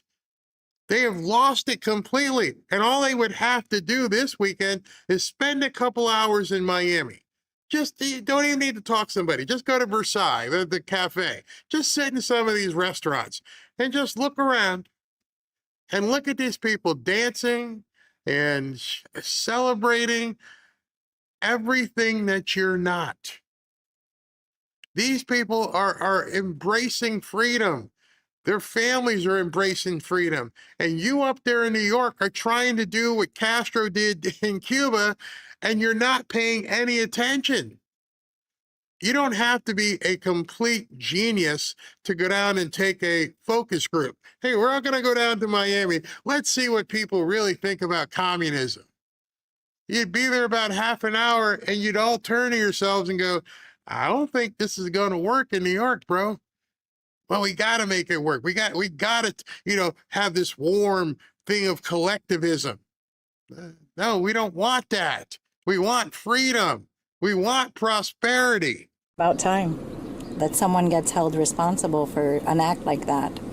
I mean, I was born and raised here. My father's Cuban, and it's time. That's pretty much the reaction we're getting today. We're here at Versailles, often called the world's most famous Cuban restaurant here in Little Havana. It's a little commercial here. Every time people show Fox, doesn't matter who it is, they always this restaurant gets so much free publicity. But it's damn good. If you ever make it to Miami, just tell your Uber driver or your taxi driver, just take me to Versailles. Just take me to Versailles. I want to see what's going on in Miami. And they'll take you into Little Havana and down to Calle Ocho, and they're going to show you this place. It's probably seats 800 people. It's a huge restaurant, but it has a certain kind of flair. It's not expensive. You will walk out of there not spending a lot of money, but you're going to have a ton of food. And the reason behind that is because when these people open these restaurants, they realized when they left Cuba, they didn't have anything to eat. And so they understood we need to have plentiful portions. So you order something, it's like, wait a minute, what is all this? Oh, that's that's your dinner. You're going to get a big old heaping pile of plantains. You're going to get a bunch of black beans. You're going to get rice and then whatever protein, fish or chicken or pork that you want. But when you go, make sure you have your app open because ain't nobody speaking English in there. It's funny, I don't speak Spanish, and Robin, she can decipher this stuff, but the waiters and servers, they all speak Spanish. Some of them have some broken English, but you can just like take the menu and I want this one. That's all I need to know. Number, I want that one, 45. 5, whatever. And oh my gosh, when they bring it out. So that's my little commercial for Versailles. As the unofficial gathering spot for Cuban exiles and is famous for its iconic walk-up cafe window where you can grab a cafecito, a medianoche sandwich. It's also where locals gather to talk politics, especially today. So especially today, May 20th, is a very special day for all free Cubans in Miami. You guys going with us? Are you guys go? All right, let's go. Come on. What? We came by to pick you up. Thank you. I'm sorry, my son graduated high school last night, so that's why we were here. Thank you. Can you tell us today of Iran talking about trying to formalize with Oman a tolling system for the Strait of Hormuz? How does the U.S. view that? Well, we've always said a tolling system in the Straits would be unacceptable, but we don't just say that. The world has said that. We have a resolution right now in the United Nations. We're trying to take it to the Security Council. It's sponsored by Bahrain. It has over 100-something. The highest number of co-sponsors in the history of the Security Council have signed on to our resolution. We were in China last week. We mentioned this about the tolling. They're against it. No one in the world is in favor of a tolling system. It can't happen. It would be unacceptable. It would make a diplomatic deal unfeasible if they were to continue to pursue that. So it's a threat to the world if they were to try to do that. And it's completely illegal, by the way. Go ahead. Mr. Secretary, is Cuba's drone fleet posing a national security threat to the U.S.? Well, I hope not, given the fact that we're sitting here in Homestead, Florida, only about 180. No, look, I'm not going to comment on military matters or national security threats directly linked to the United States in specificity. Here's what I can tell you. Cuba not only has weapons that they've acquired from Russia and China over the years, but they also host Russia and Chinese intelligence presence in their country, not far from where we're standing right now. So Cuba has always posed a national security threat to the United States. They, by the way, have been one of the leading sponsors of terrorism in the entire region. You look at the groups that work out of Colombia that have destabilized that country over the years, with full support from this regime over there. So Cuba's consistently posed a threat to the national security of the United States. And the other thing that poses a threat to the national security of the United States is to have a failed state 90 miles from our shores run by friends of our adversaries. Mr. Secretary, is the U.S. administration offended that the regime has not taken you up on the offer of $100 million in humanitarian aid yet? Are we offended that the Cubans have not accepted our $100 million? Well, they say they've accepted it. We'll see if that means it. Because here's the thing. We're not going to do humanitarian aid that falls into the hands of their military company that they have, and then they take that stuff and they sell it at the dollar stores and put the money in their pocket. That's not going to work that way. So I was in Rome a couple weeks ago and met with the Catholic Church again. They're prepared to step forward. A bunch of other NGOs. I have a letter in my pocket right now from a humanitarian organization that's already operating inside of Cuba that's prepared to do the distribution. We were able to do about $6 million after the, well, $6 million we dedicated to it. 3 of the 6 million were distributed inside of Cuba after the hurricane through the Catholic Church. Obviously, there's another 3 million that's being held up, by the way, by the Cubans through their permitting process. We might have just gotten a few days ago permission to do the other 3 million. But we're prepared to do more, but it has to be distributed by groups that are not linked to the regime or to that military company, Gaesa, because they'll just steal it and it'll never get to the people. One more question, if I may, Mr. Secretary, on Ebola. You told us 2 days ago when you stopped by the bullpen that the WHO was a little late, were your words, I think, in identifying this strain. The WHO chief has now responded. He said it might be because you don't understand the global health policy system. Yeah. Do you have a response to that? Well, the sir? World Health Organization has unfortunately not done well around the world. I think they failed miserably during COVID. They covered for China, and that's why we're getting out of it. That said, we're going to work with anybody who wants to fix that problem. Our number one objective on Ebola, before anything else, and we think it's terrible what's happening there to the people. We've been very involved with DRC on the peace deal with Rwanda and so forth. But our number one thing has to be, we can't have it affect the United States. We can't have Ebola cases coming here. So you saw we're now not allowing people to come in. In fact, I think we had a flight last night headed to Detroit that was diverted because we have to protect the American people. So objective number one is to make sure that Ebola never reaches the United States. Objective number two is do what we can to help the people of DRC and neighboring countries so it doesn't spread.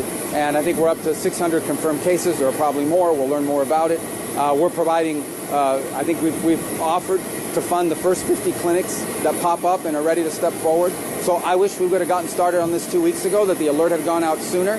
I also recognize that the outbreak began in a war-torn country in a very rural area that perhaps doesn't have some of the support networks that some of the other places have. But again, I want to repeat to everybody, we care about Ebola. We don't want anyone dying or being affected by Ebola. But our number one priority will always be making sure it doesn't come to the United States. That's our number one obligation. On NATO, Mr. Secretary. On what? On NATO. There are some reports that the US is going to say this week that it will reduce its contribution to the NATO force model to shrink the number of forces available in the crisis. Well, that wouldn't, first of all, any changes to our posture in NATO would not be for me to announce. That's something that the President and the Department of War would do. This is a foreign ministers meeting. We'll talk about some of those issues. I don't think anyone is shocked to know that the United States and the President in particular is very disappointed at NATO right now and what it has meant. Understand that I've been a strong supporter of NATO my entire career. I've defended it. I believe it's important. I believe it's important. But the number one thing I used to tell people was the reason why NATO is good for America, because that's the question. Anytime you join anything, you have number one answer has to be, why is this good for America? The reason why NATO is good for America, I know why NATO is good for Europe, but why is NATO good for America? Because it gives us bases in the region that allow us to project power during a contingency in the Middle East or somewhere else. So when that is the key rationale for why you're in NATO, and then you have countries like Spain denying us the use of these bases, well then why are you in NATO? That's a very fair question. Now, in fairness, other countries in NATO have been very helpful. But we need to discuss that. That needs to be addressed, and that's what I hope to address and to set the table for the leaders meeting, which will be happening in Turkey, I think next month, if I'm not mistaken, in July. Does the administration still believe that your NATO allies are cowards? That what? Does the administration still believe that your NATO allies are cowards? Well, the President's been very disappointed. Understand that there are many countries in NATO that agree with us that Iran can't have a nuclear weapon, that Iran is a threat to the world. So the President said, fine, I'm going to do something about it. He's not asking them to commit troops. He's not asking them to send their fighter jets in, but they refuse to do anything. So I think the President looks at that and says, hold on a second. If all these countries around the world agree with us that Iran can't have a nuclear weapon, that this regime is a threat to world peace and security, that already have missiles that can reach Europe. They don't have missiles that can reach America yet, but they have missiles that can reach Europe. We're actually step forward and do something about it, and everyone goes into hiding. Yeah, I think we're very upset about that. The President has made that very clear. What can the U.S. do for India? India has been deeply affected by the energy supply, the shutting of the Strait of Hormuz. Can the U.S. provide more energy itself, or what else can the U.S. do with that relationship? Well, we want to sell them as much energy as they'll buy, and obviously you've seen, I think we're at historic levels of U.S. production and U.S. export. We want to be able to do more. We were already in talks with them to do more. We want that to be a bigger part of their portfolio. We also think there's opportunities with Venezuelan oil. In fact, it's my understanding that the interim president of Venezuela will be traveling to India next week as well. So there's opportunities. There's a lot to work on with India. They're a great ally, a great partner. We do a lot of good work with them. And so it is an important trip. I'm glad we're able to do it because I think there'll be a lot for us to talk about. And we'll also meet with the Quad there, which is important. Something, I think my first meeting as Secretary of State was with the Quad. So I believe I got sworn in, I did the thing in the lobby, and then I went right upstairs, and that was my first meeting. And I'm glad we were able to do it now in India, and we're going to do one later in the year as well. Can I come back to Iran finally, just the latest on the negotiations. The Iranian state media is suggesting that the U.S. proposal has closed some of the gaps or is potentially closing gaps. Yeah, I don't want to get ahead of it. I think we've made some progress, but obviously we're dealing with a system that itself is a little fractured. so the Iranian system. And so, but that said, there'll be a couple visits. I understand, I believe the Pakistanis will be traveling to Tehran today, so hopefully that'll advance this further. The president's preference is to do a good deal. That's his preference. It's always been his preference. If we can get a good deal done, that would be great. I'm not here to tell you that it's going to happen for sure, but I'm here to tell you that we're going to do everything we can to see if we can get one. But if we can't get a good deal, the president's been clear. He has other options. I'm not going to elaborate on what those are, but everybody knows what those are. But his preference is always a deal. His preference is always an agreement. His preference is always diplomacy. So let's see if we can get there. There's some good signs, but we understand this. I don't want to be overly optimistic as well. So let's see what happens over the next few days. And how do you intend to get Raul Castro to the United States? Well, that was a grand jury in South Florida returned an indictment on Raul Castro. It has nothing to do with us. The grand jury, the evidence is clear. He admits to it. Raul Castro openly admits and brags about he shot down civilian, gave the order to shoot down civilian airplanes. And how will you get him here? Well, I'm not going to talk about how we're going to get him here. If we were trying to get him here, why would I say to the media what our plans are about that? The guy tried to trap him. He tried to trap him with a trick question. You know, how are you going to get him here? And Mark was like, I'm not telling you. It's amazing how these people just come up with these stupid questions. They think they're going to give you the battle plans and all the ops that they're going to be doing. What an idiot. You have to ask, but why would I answer that? The bottom line, there's a lot. At that point, he becomes a fugitive of American justice. And, well, you know, if there's an announcement, we'll tell you afterwards, not before. Okay, a couple more and I got to get on. Let's go. Have conversations with Raul Castro's grandson, or look, we remain. Here's the problem we have. We'll engage with the Cubans. We have. Our ambassadors met with them recently. The CIA director was down there a few weeks ago. There's some State Department communications that occur. I just don't see a lot of. At the end of the day, they got to make a decision. Their system doesn't work, right? Their economic system does not work. It's broken, and you can't fix it with the current political system that's in place. They just don't comprehend how to do it. And it's a failed state. Like, their economy and the model they're trying to follow in Cuba doesn't resemble what anyone is doing anywhere in the world. I mean, there are other ways to do it that can provide the people of Cuba prosperity and opportunity. And it's what I said in the video to them the other day. You look at Cuba, in the Bahamas, in Jamaica, in the Dominican Republic, here in Florida. Cuba's surrounded by places where people have the right to do things like own a business, work for themselves, and be able to vote and for the leaders that govern them and or replace them. So if that's possible all around Cuba, why isn't it possible? Why is that not possible inside of Cuba? And right now there just doesn't seem to be people over there in charge of the regime who are in any way open to any of those changes. And the things they talk about economically are cosmetic in nature. They're not real. Because that's what they've gotten used to all these years, is just buying time and waiting us out. They're not going to be able to wait us out or buy time. We're very serious. We're very focused. As I told you a moment ago, in the context of Iran, the president's preference is always a negotiated agreement that's peaceful. That's always our preference. That remains our preference with Cuba. I'm just being honest with you. You know, the likelihood of that happening, given who we're dealing with right now, is not high. But if they have a change of heart, you know, we're here. And in the meantime, we'll keep doing what we need to do. It sounds a lot like nation building. The administration doesn't believe in using force for nation building. No, it's not nation building. It's not nation building. We are addressing something that's directly related to the national security of the United States. We are involved in places all over the world. You're asking me about Ebola. Important. But Ebola's in Africa. Cuba's 90 miles from our shores. So if you have a systemic meltdown in that country, which is where they're headed, their power plants, by the way, the reason why their power plants break down, they've been having blackouts for years. They had major blackouts last year, and they were still getting free Venezuelan oil. They haven't spent a penny in fixing their energy production, their electrical grid. They don't spend any money on that stuff. They pocket it. They have a private military company named Gaesa who's sitting on $18 billion of assets, and not a penny of that transfers over to the state budget. Not a penny of that goes over to help the people of Cuba. Not 1 cent. So even if they had all the diesel in the world, they still wouldn't be able to generate energy because they've stolen the money and haven't invested in their energy infrastructure. So you're heading for a failed state. That's what you have now. But it's 90 miles from our shores. So we'll be impacted by the migratory crisis, by any violence and instability that happens there. It directly implicates the United States' national interest. So the future of Cuba belongs to the people of Cuba in terms of how they're governed, what the system looks like, and so forth. But the national security threat, that's 100% something we're going to focus on because that's about America. All right, last one, guys. The likelihood do you see the likelihood of the use of U.S. force to achieve a change in the Cuban political system as growing? Our preference in Cuba and anywhere in the world is a negotiated diplomatic settlement, okay? And that's what I would say to you. The president always has the option to do whatever it takes to support and protect the national interest and national security of the United States. He has the option to do that if there's a threat to the national security of the United States. And he has shown his willingness to do that when he identifies such a threat. That said, our preference is always a diplomatic solution, always. And you know, a negotiated agreement. That's always our preference. But to answer your question, if there's a threat to the national security of the United States, the president not just has the right, he has the obligation to address that national security threat. All right, let's go. You guys ready? All right. Thank you.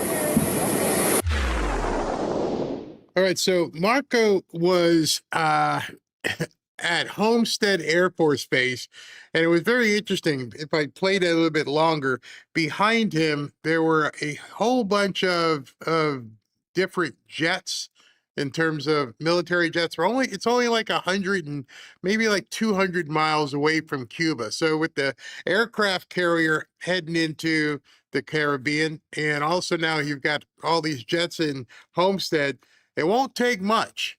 Now, it's funny because we all hopefully everybody understands the importance of Cuba and stopping communism. But with everything going on with Mondami, the Democrats have to basically come out and say this is bad. Us doing anything in Cuba is symbolic. It doesn't mean anything. That's because Obama tried to help Cuba. And Mondami and the other squad members are trying to institute communism. So listen to this insanity. Okay, I just want to start with the video that Secretary of State Marco Rubio put out today in Spanish. It was a Spanish language message. What do you think? Who is the audience? What is he trying to achieve for this video? What did you make of it? You guys saw the video, right? I showed it to you yesterday where Marco Rubio is speaking in Spanish. Is there any doubt who he was speaking to? What a moronic question. It just tells me that the NS, whatever they are now, that audience is bone dead dry. They have nothing upstairs. Of course he was talking to the Cuban people. He even said he was trying to get through so they would know that they would have a better life. And she's asking this question as a setup question to Obama's, right-hand guy back there who was part of the whole communist push.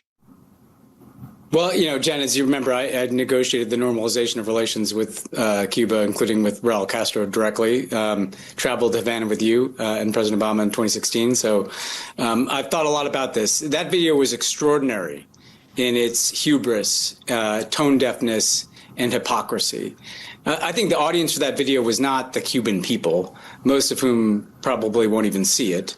The audience was kind of Rubio's own political base, the more hard. These people can't help themselves.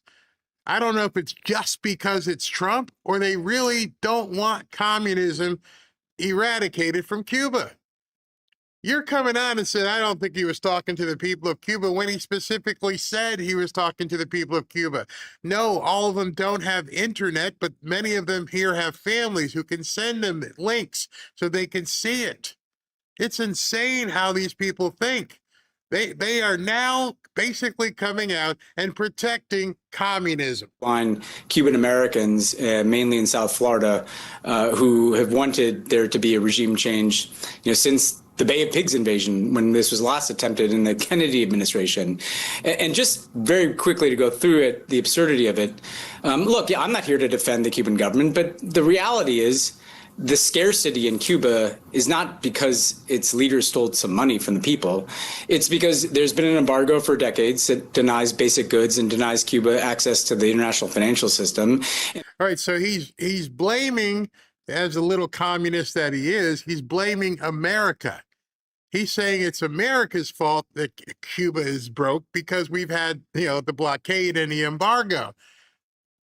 Well, if we've had that strong of a blockade and an embargo, and it's not the government, Peppermint Patty, you want to ask him how the leaders in charge have $18 billion? Somehow they were able to garner and compile $18 billion. So if you're saying it's not, not the Cuban government, but yet it's America who's done this, then how did the people in charge compile $18 billion? And why aren't they helping their own people with it? I bet you he doesn't talk about the 18 billion. Because there's been a full blockade on Cuba for months, which has denied them fuel, which has led to power shortages, which has killed people. Because if you cut off power to hospitals, people die and children are malnourished. Second, the absurdity of him talking about the corruption of billions of dollars being stolen at the same time that Donald Trump, his family, and his cronies have been looting literally the American Treasury or leveraging American power to get billions of dollars in crypto companies. They have nothing. He couldn't even stay on subject. He talked a little bit about Cuba, and then immediately, I got to trash Trump.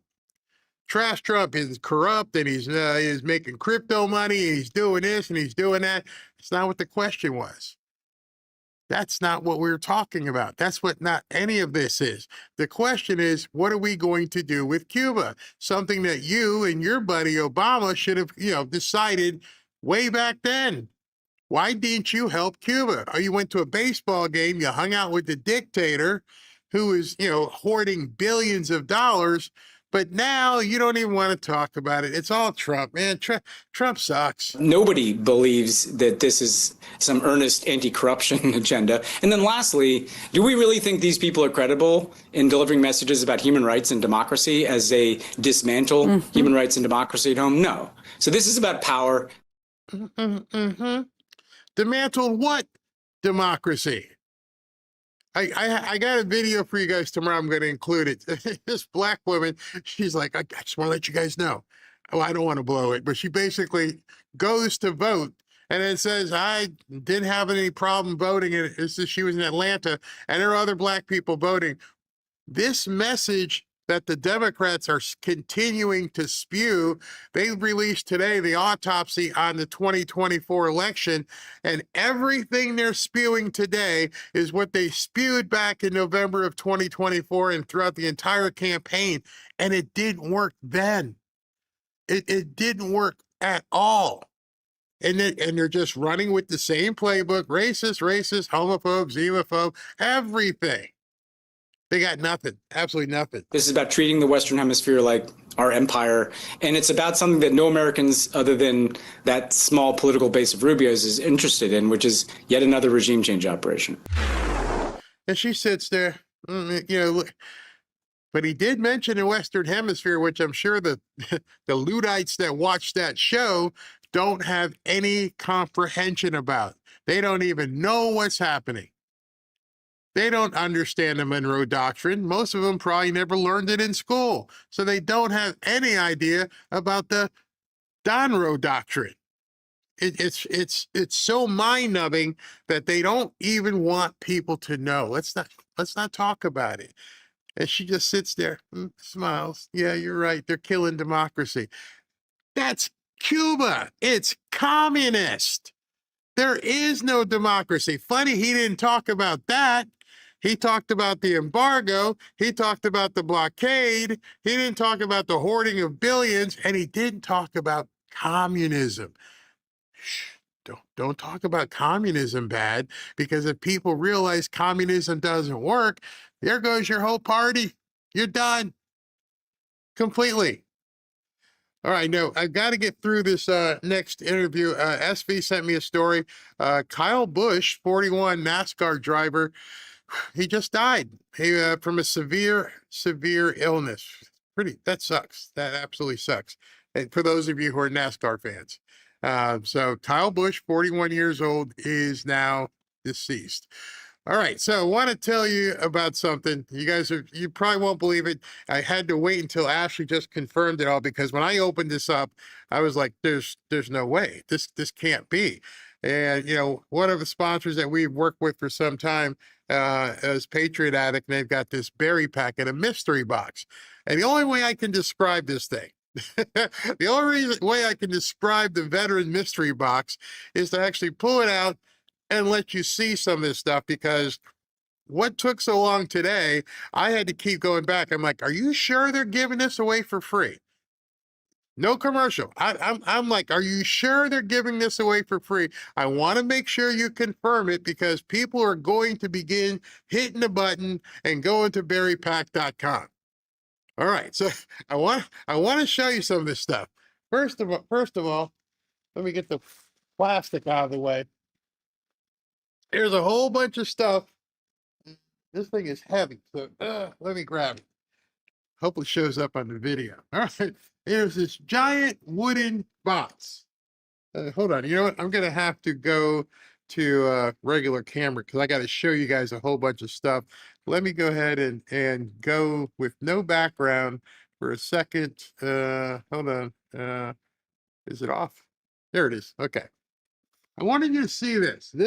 Look at this giant box, and inside it, it's got all kinds of room for the stuff I'm going to show you. It's got these really neat golden hinges, and then it's got a clasp that you can open and shut right there. I don't know if I have the ability to open it right now. I don't want to spill everything, because this is crazy. This thing opens up, and it looks like this has got plexiglass here, but this is a big wooden box. Pretty cool. Now I got to show you all the stuff that comes in it. And I wanted her to confirm. I'm like, and what she said is, it's a mystery box. Some of the stuff might be in it, some of the stuff might not be in it. But in any event, let me pull the loot that they put in here. An American flag. Yep, you can see it. American flag.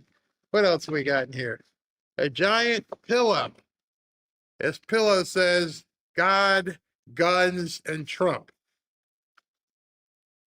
God, guns, and Trump. Giant pillow. All right. What else we got here? We got a hat. This hat says, which I am not, but it says U.S. Navy veteran right there. And it's got Trump, proudly. And let me see, there's a whole bunch of stuff in here. I'm still reaching. And there's some sort of patch, a U.S. Navy patch. And let me keep going. I'm still digging in here. And I guess these are flag socks. These are socks that go inside the mystery package. Huh. What else is in here? We have Trump American deck of cards in here. I told you it was a lot. What else is this? What is this? Oh, this is a military watch. You can see it. Yep, that's a military watch. And I'm still digging. There's more stuff in here. And then it looks like, I don't know who that is. Hold on. I'm busy. And this is a knife. It's either the red knife or the red, white, and blue knife. I don't want to open it up because I want to give this away to somebody. But all these things are in the box. I think that's pretty much everything. And again, it comes in this beautiful brown display case. Pretty wild, pretty good, big. It's heavy, it's not light, it's not flimsy. It's a good sized box. Let me just make sure I don't drop it on anything. All right, so wanted to make sure I showed you all that. Let me continue without putting on the flag background. So you get all this stuff. You can feel the weight. The American flag folded clean, a display case as you saw, and still there's more. Every single one of these pieces is the real deal. Now, coming with Memorial Day, we're remembering the heroes who gave everything for our freedom and honoring the veterans still with us today. As a tribute, My Tactical Promos, Patriot is sending out these free veteran mystery boxes to veterans and military families this Memorial Day weekend. Just go to berrypack.com to get yours now. Each box can include items like the hat, commemorative coins, American flags, and a whole bunch more. This is just their way of saying thank you for every veteran service and making sure no veteran is ever forgotten this Memorial Day. Normally, this box retails anywhere from $60 to $600. There's a bunch of stuff in there. Depending on what lands in yours, right now, you can get it through Memorial Day. You can grab it just for the cost of shipping. No hidden charges, no recurring fees, nothing. That's all you have to do is go to berrypack.com and request yours and pay the shipping and apply your 100% off coupon and claim your veteran mystery box before Memorial Day is over and they're all gone. So take a look at it. I mean, I just showed you a whole bunch of stuff. Not everything will be in every box, otherwise it wouldn't be a mystery, but it is free and all you do is pay shipping. So pretty good deal. I mean, I had to verify from Ashley because I'm like, this is more than $60 just the box, but it's pretty cool. And it comes in a giant box as well. All right, SV, tell me about Kyle Busch, man.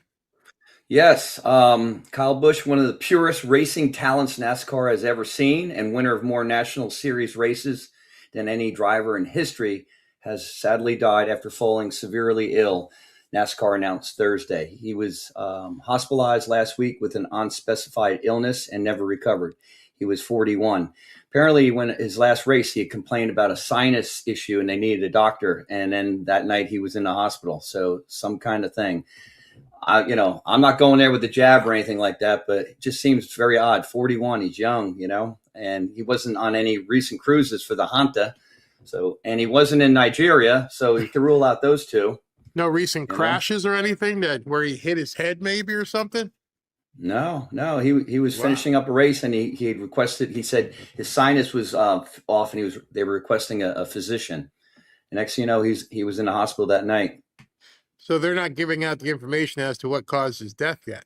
Interesting. No, that has not been defined. Wait a minute. So he did the race, and after the race was over, then it happened? Yeah. Nick Sorter had posted a link showing the in-car cams, soundbite, and he was saying he was complaining about some kind of sinus issue. So something developed while he was racing, but it wasn't making him, it didn't make him like incapacitated. He was just feeling off. And maybe he went to the hospital. Maybe fumes from the engine or something. I don't know. Wow, that's interesting. I don't know. I'm sure we'll find out in a couple of days, unless, the family requests privacy, which they usually do. So he wasn't retired. He was still racing. Oh yeah. He and a winning. I mean, I watched NASCAR. I mean, those are things that are very exciting. When Dale Earnhardt used to race, I used to watch him all the time, and it was sad when he passed. But yeah, this did a little research. He had a lot of wins under his belt. Yeah. It said he won a record 234 races across NASCAR's 3 top national series and was a 2-time Cup Series champion. What team was he with? Looks like he's wearing Hendricks. Yeah, Hendricks. It looks like it's on his patch. Yeah, and he has a lot of other sponsors. Yep. Oh, God bless his family. I mean, when we lived in Daytona, it was right when Dale Earnhardt died, and it was just like the whole city was like, "What?" It was crazy, absolutely crazy. Well, I'm also a Formula One fan, and I remember back in the day when Ayrton Senna he was racing and he had his tragic fatal accident. I was in shock for weeks. He was such a great driver, and then Michael Schumacher. He kind of took the helm, and then he had that skiing accident where he hurt himself really badly. I don't know how he's doing, but yeah, you got to enjoy life as you go through it, man. Absolutely. I'm in the fourth quarter and I'm going out screaming. You got a tournament this weekend, right? Yes, I do. I'll be playing Saturday and Sunday. The weather looks kind of rainy, but they say they might move the venue indoors, hopefully. If not, I'm still going down there, so it should be fun. Where is it? Where is it? It's down in Wilson, North Carolina. Wilson. I don't know. Where is that next to? Charlotte, I believe. Charlotte. Okay, great. Yeah, it's a couple hours drive. We're not done yet. I got to show you this fraud press conference. Can I read a story just popped up? Sure. It is about like I don't know, how does this stuff happen? So an NGO employee being bankrolled by Karen Bass in LA, in LA, just got arrested for distributing fentanyl. The day that he released a video detailing how Karen Bass and Nithya Rama are paying unscrupulous NGOs to increase drug use and hand out needles, one of those NGOs on Karen's payroll gets busted for distributing fentanyl. Wow, you can't make this stuff up. I mean, these stories are, they're just writing themselves. It's like cannon fodder here. It's crazy. And what's funny is I was planning the show today, and as always, something happens. And first thing I saw was Trump was coming out, and then Marco Rubio, and then this DOJ press conference specifically about Minnesota. So this is going to be crazy. All right. Well, I am a Schadenfreude enthusiast. I like to go, ha ha. You know. All right, I'll be back at you. See you, man. Good morning to you all. My name is Colin McDonald, Assistant Attorney General for the National Fraud Enforcement Division at the Department of Justice. I am joined today by a lineup of committed public servants who are devoted to protecting the financial security of America. Today, we are announcing criminal charges against 15 defendants in Minnesota for fraud schemes that targeted over $90 million in taxpayer dollars. Let me be clear up front about something. This is not the end of our work in Minnesota. This is not the end of the beginning of our work in Minnesota. This is the beginning of our work in Minnesota. The fraud here in Minnesota is shocking. Our cases today involve 7 different state-managed Medicaid programs that have been systematically pilfered by fraudsters who treated Minnesota-run programs as their personal piggy bank. One of the programs has been completely shut down because there's no money left. It's all gone. That was Minnesota's state-run Housing Stabilization Services Program, designed to help the homeless find and maintain housing. It was estimated in 2020 that it would cost only about $2.5 million a year to fund this program, but it ended up costing almost 50 times that much, over $104 million by 2024 due to fraud. And because of all the fraud, Minnesota had to shut the program down in 2025, and now these services no longer exist for these vulnerable homeless populations. The same trends exist for other Minnesota-run taxpayer-funded programs.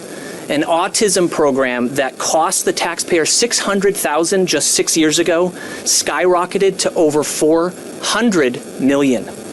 And to be sure, that number is not driven by supply and demand. It is not driven by health care or charity. It is fraud. To tackle this crisis, and it is a crisis in Minnesota, earlier this year, the Department of Justice surged 11 strike force prosecutors from across the country to be here on the ground fighting the rampant fraud targeting our taxpayer-funded programs. And large numbers of agents from our partners at the FBI, HHS-OIG, HSI, IRS-CI, and others joined our prosecutors to rapidly unmask fraudulent actors in Minnesota.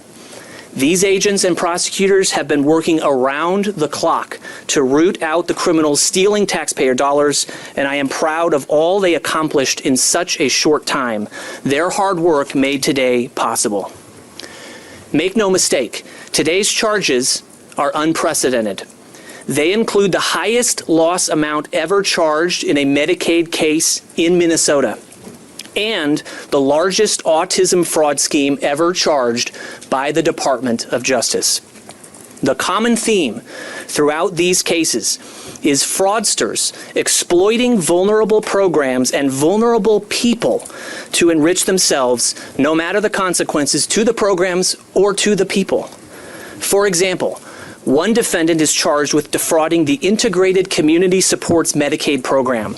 This program is designed to help individuals with disabilities live independently. One patient was supposed to be receiving 24-hour care through this program, but he was actually being serviced by a fraudster and received no services. This patient was later found dead. Meanwhile, the architect of this fraud scheme was billing Medicaid as if he was providing care to this patient. The defendant even submitted a claim of over $400 for services he never provided the day before this man died. In another example, 2 defendants have been charged for defrauding a program designed to offer medical services to those with autism spectrum disorder. As alleged, the defendants paid kickbacks to parents who brought their children to autism centers, diagnosed children with autism regardless of medical necessity, and billed for autism services that were never actually provided. In one final example, 2 defendants have been charged in an over $22 million fraud scheme involving the Individualized Home Supports Program. This program was meant to support disabled individuals who wanted to live in their own homes. Instead, these disabled individuals were used like lottery tickets by these defendants to generate millions of dollars, which these defendants used to expand their real estate holdings, purchase luxury vehicles, and splurge on expensive jewelry. We will not, full stop, tolerate this greed and deceit. We will not let fraudsters bankrupt Medicare and Medicaid the same way that they bankrupted the Housing Stabilization Services Program. As mentioned, this is just the beginning. With the support of President Trump, Vice President Vance, Acting Attorney General Blanche, Chairman Ferguson and the White House Anti-Fraud Task Force, Secretary Kennedy, Dr. Oz and his team, and the entire federal fraud-fighting apparatus, the Department of Justice will continue expanding our reach across the country to pursue all fraud, no matter how large, no matter how small, no matter how hard. Since April 1st, DOJ's Fraud Division has announced over 450 fraud enforcement actions nationwide, representing billions of taxpayer dollars. And this week already, we're delivering results coast to coast with a trial conviction in Brooklyn involving a $40 million drug distribution and fraud scheme, and a trial conviction in Los Angeles involving a $40 million Botox injection fraud scheme. To expand our reach, we are announcing today the expansion of the healthcare fraud Midwest Strike Force to Minnesota and the hiring of 15 additional prosecutors dedicated to combating Medicaid fraud nationwide. These additional resources will ensure that the DOJ's Fraud Division will be better equipped to stop fraud and hold criminals accountable. My message to the Minnesota community and to all of America is this. If you see something that seems too good to be true, tell us. In some areas, such as in the daycare prosecutions we announced today, a culture of fraud has taken root, where child care centers even offer kickbacks to parents to enroll their children. If something sounds good to be true, it is. Do the right thing, speak out, help us win the fight against fraud.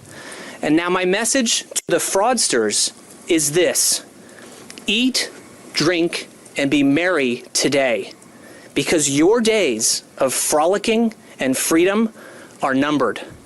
We are doing everything we can to find you. And when we do, we will prosecute you, and we will claw back every dollar you have stolen from the American people. We will not rest until every fraudster knows that the cost of stealing from the American people is far higher than any scheme is worth. Thank you all for being here. I'll now turn the podium over to Secretary Kennedy.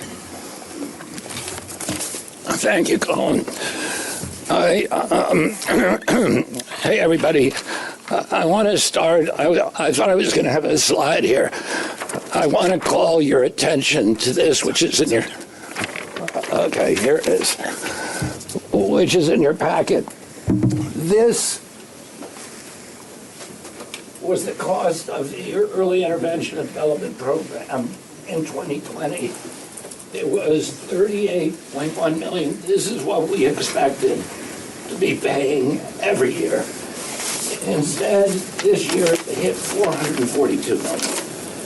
And that is, I'm showing you that because that's the magnitude. I'm sorry, the feed didn't change. So they must have had a fixed camera. So a couple of guys referred to slides and videos, but that was a fixed camera. Of the fraud and the damage that we're talking about today. And I want to thank Todd Blanche, who couldn't be here today, Colin McDonald, and everyone at the Department of Justice for leading this effort. I want to thank also the FBI, who you're going to hear from in a little while, the HHS Office of Inspector General, CMS, and especially Dr. Oz, the White House Anti-Fraud Task Force, and Vice President Vance, and the investigators and law enforcement personnel whose relentless work made today's action possible. Today's arrests represent the largest autism fraud bust in American history. This was not a paperwork error. It was not a technical violation. This was organized theft that exploited the most vulnerable children in America, deceived families, stole taxpayer dollars meant to help children with autism access legitimate care and support. Investigators uncovered brazen schemes that billed taxpayers for non-existent services, fraudulent diagnoses, and fake care, while criminals enrich themselves at public expense. Every fraudulent autism diagnosis steals time, care, and resources from the children for whom this program was denied and who desperately need this care. Families with autistic children already face enormous challenges navigating therapies, specialists, and support systems. Fraud makes those barriers even steeper. America is facing a real autism crisis. Today, approximately 1 in every 31 children is diagnosed with autism spectrum disorder. Medicaid finances a significant share of autism-related services nationwide, and spending has risen dramatically over the last decade, and a lot of that spending is because of fraud. When criminals exploit these programs, taxpayers lose billions, and vulnerable children lose their access to care. Healthcare fraud now costs the United States tens of billions of dollars every year. Some estimates place the broader cost of healthcare fraud and improper payments at $100 billion annually. That fraud drives up healthcare costs for all Americans. It weakens public trust. It drains taxpayer resources and threatens the long-term stability of both Medicaid and Medicare. If we fail to confront the fraud aggressively, these programs will not survive for future generations in the form Americans rely upon them today. Under the leadership of President Trump and Vice President Vance, this administration is carrying out the most aggressive anti-fraud effort in American history. And I want to be clear, this is an extraordinary bust today, because these kind of operations usually take many years, sometimes a decade. This was executed with a precision and speed that is unprecedented in the history of law enforcement. And it's unprecedented now, but under Vice President Vance's leadership and President Trump's direction, we are going to normalize this speed. We're restoring accountability, strengthening oversight, prosecuting criminal networks, and protecting the integrity of our public health systems. We will not allow criminals to treat children as billing opportunities while American taxpayers foot the bill. This administration will continue rooting out fraud because every stolen dollar is a dollar taken from a child, a parent, a senior of a family who desperately needs help. We're going to protect these programs and protect vulnerable children and restore integrity to the American healthcare system. And now I want to introduce the United States Attorney Rosen.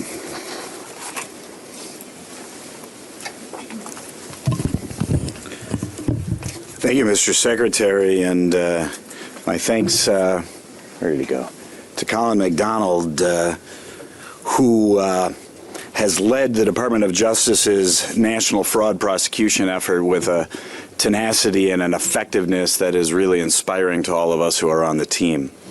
Here in Minnesota, we have the unfortunate distinction of bringing to being the place that brought to national attention the fraud committed against governments across the United States, governments that turned the other way either deliberately or negligently while it was happening under their noses.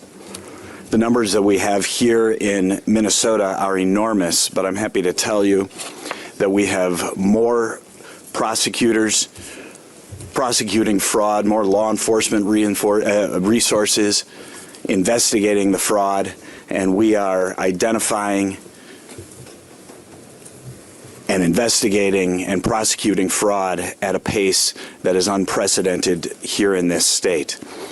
I am happy to report to you all, although I imagine many of you know, that just a short time ago this morning, Amy Bach, cornerstone operator in the Feeding Our Future fraud, was sentenced by Judge Brazel to 500 months in prison. That's 41.6 years.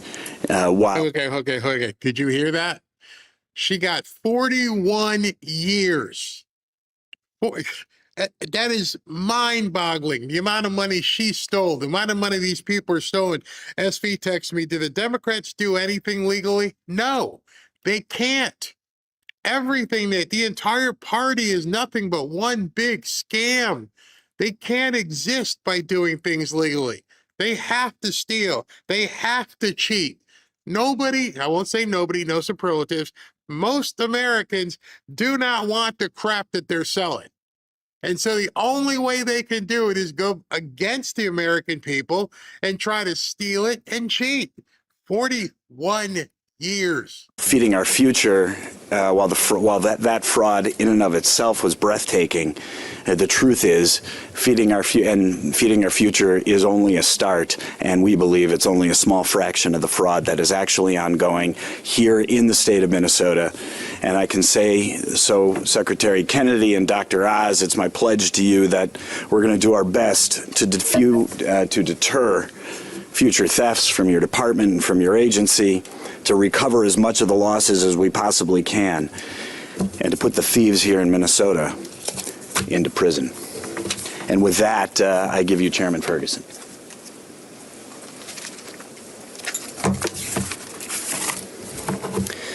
Good afternoon. When President Trump said he wanted an all-of-government approach to fighting fraud, he meant it. He wants us to stop fraud by preventing money from going out the door, and he wants fraudsters swiftly brought to justice. And that's why he created the Anti-Fraud Task Force and put Vice President Vance in charge of it, to coordinate both arms of the anti-fraud campaign. Today is about bringing justice to the fraudsters at an unprecedented pace, and the whole country owes tremendous gratitude to the Acting Attorney General, to Assistant Attorney General Colin McDonald, to the U.S. Attorney Rosen, to the Deputy FBI Director Rhea for today's indictments, and also to the Healthcare Fraud Strike Force that was sent here in Minnesota. And I just want to reiterate what was said earlier, having met some of the prosecutors today. The work done at the speed at which it was done is unprecedented, and because of Attorney General Blanche and Colin McDonald, this is going to become the new norm for American fraud prosecutions. We saw last week an example of keeping money in the agency thanks to Administrator Oz and Kim Brandt. The task force helped keep billions of dollars in HHS rather than going out the door to fund fraud. And this week, the other arm of the pincher becomes apparent, with fraudsters who took money from the American people getting their just desserts. That is all about restoring deterrence. And restoring deterrence is important for two reasons. First, this is how we have to save these programs. Fraud is going to bleed our social programs dry. All of these programs are made possible by the most generous country in the world and the most generous people in the world, Americans, turning over trillions of their hard-earned dollars to fund social programs to help their families, their friends, and their neighbors through hard times. If fraudsters get to siphon off that money and put it into their own pockets, these programs like Secretary Kennedy just said, will not survive in the form to which we are all accustomed. And Americans who've paid in, expecting these programs to be around in the future, will have doubts about whether they will be. So stopping fraud is how we save these programs. And no matter what your party identity is, that has to be one of our goals, saving programs by stopping fraud. The second reason that deterrence is so important is that all of our programs are built for a high trust society. We didn't set up these programs with layers and layers and layers of anti-fraud redundancy because we set it up for a people who are accustomed to be able to trust their neighbors, their families, and their friends to do the right thing, to be honest, and not to try to bilk their fellow Americans by raiding these programs. That is a huge thing he just said. All of this was based upon basically the honor system. You wouldn't think people who needed money, who needed help, who needed a hand up, not a handout, would completely lie. And I gotta believe there's still a lot of people who just want a hand up. They're not looking for a handout. However, all of the ones who are sucking off the teat of government, who just want that handout, these people found an easy way. And one of the things I have a problem with is you're never going to convince me that some dirty toe sandal wearing warlord from Somalia showed up in America and all of a sudden knew how to navigate all these programs. There's no way. There's absolutely no way. I mean, right now, if you said to yourself, you know what, I'm going to start my own autism program, I'm going to do a hospice or something, how do I get access to this money? There's only one way. And that way is somebody in government had to assist.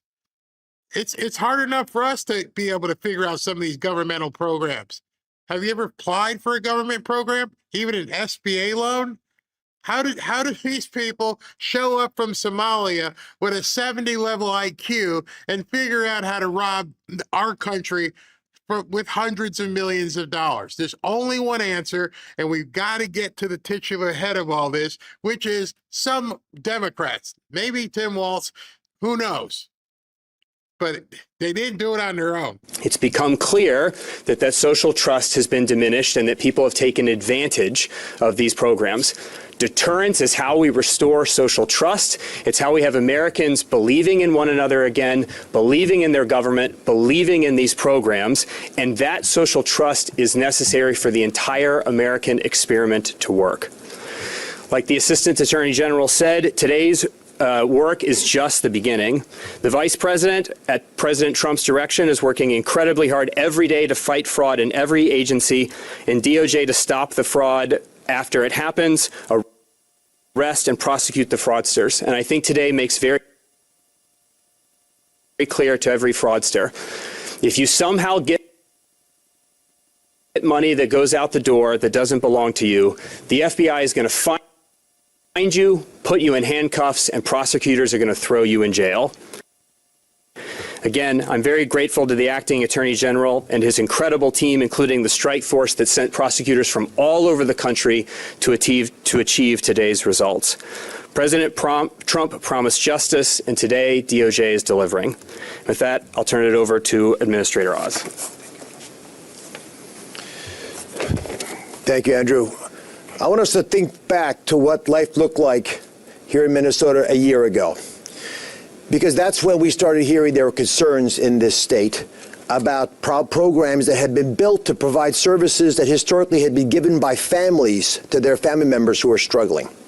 Kim Brandt, who's standing behind me, received a phone call, and her team began to work with Minnesota, trying to understand some concerns that were raised, suspicious billing that didn't seem to make a lot of sense. But Minnesota, Department of Health here, said they had it handled. They were going to take care of it. And we didn't hear back from them until the last week of August at a conference, at an event around that conference. There was a comment made by someone who worked in that organization here in Minnesota that they actually didn't have it handled, and there were significant problems that had gotten so out of hand that panic was setting in. And it was at that point that we re-engaged the process and realized that there were programs that had been created here with massive spending that had increased so rapidly that there's no way to save the program.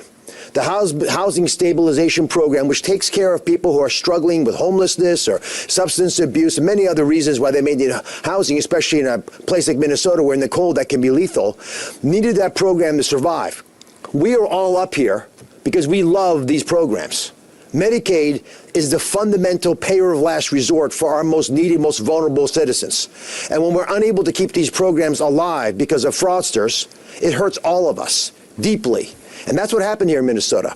Housing Stabilization Program, which had gone from a tiny little program to over $100 million of spending just to find someone on the streets a place to stay, which had been doubling in its expenditures annually, was shut down.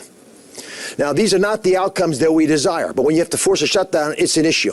Now, along that way, Nick Shirley, stand up. Nick Shirley, just noticed standing there, came and started doing videos. I want to call out the folks who are angry and frustrated about this. Thank you, Nick. Who want to, perhaps, if you want to serve, come join us. But if you can't serve, do what you can to shine a light on these cases. And with lots of folks beginning to tell us more and more of the different clues that we were able to put into a larger quilt to understand the magnitude of the catastrophe happening here in Minneapolis and Minnesota in general, we began to take action.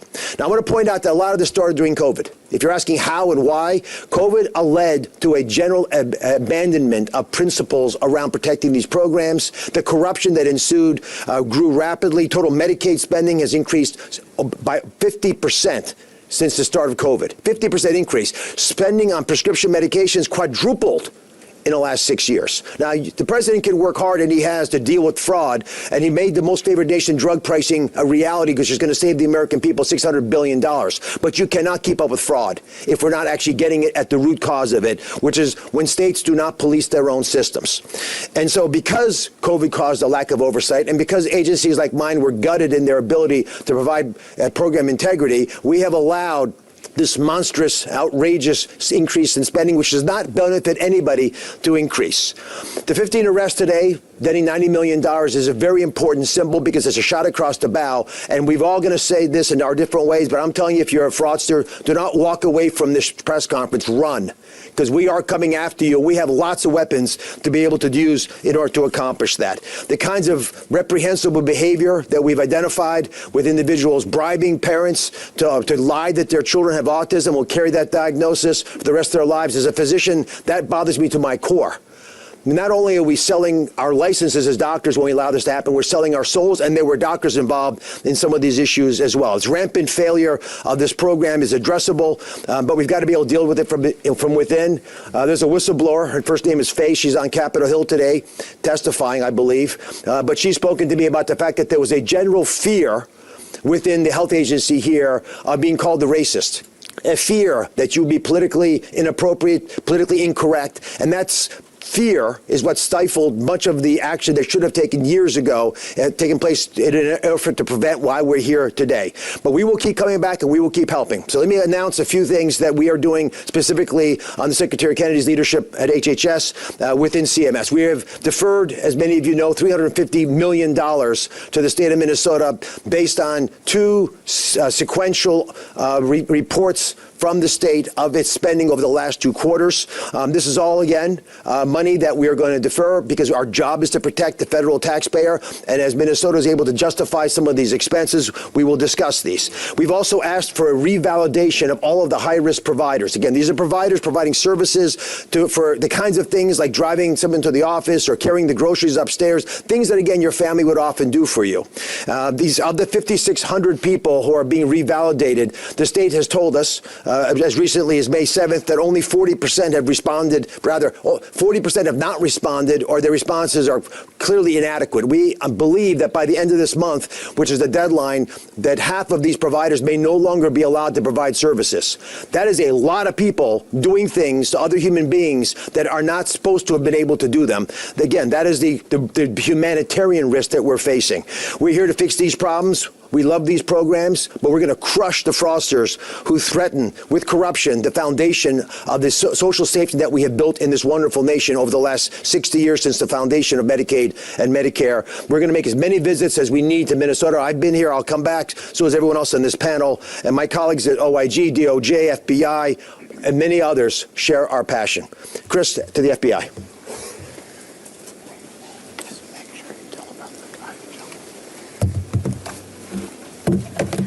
All right, thank you, Administrator Oz, and thank you to the fine men and women behind me who made this day possible. I also want to specifically thank Acting Deputy Attorney General Colin McDonald. I want to thank Secretary Kennedy. I want to thank FTC Commissioner and his White House Task Force on Fraud, Commissioner Ferguson, obviously Administrator Oz, who you just heard from, and of course none of this would be possible without U.S. Attorney Rosen. Before I begin my crux of my remarks, I need your help.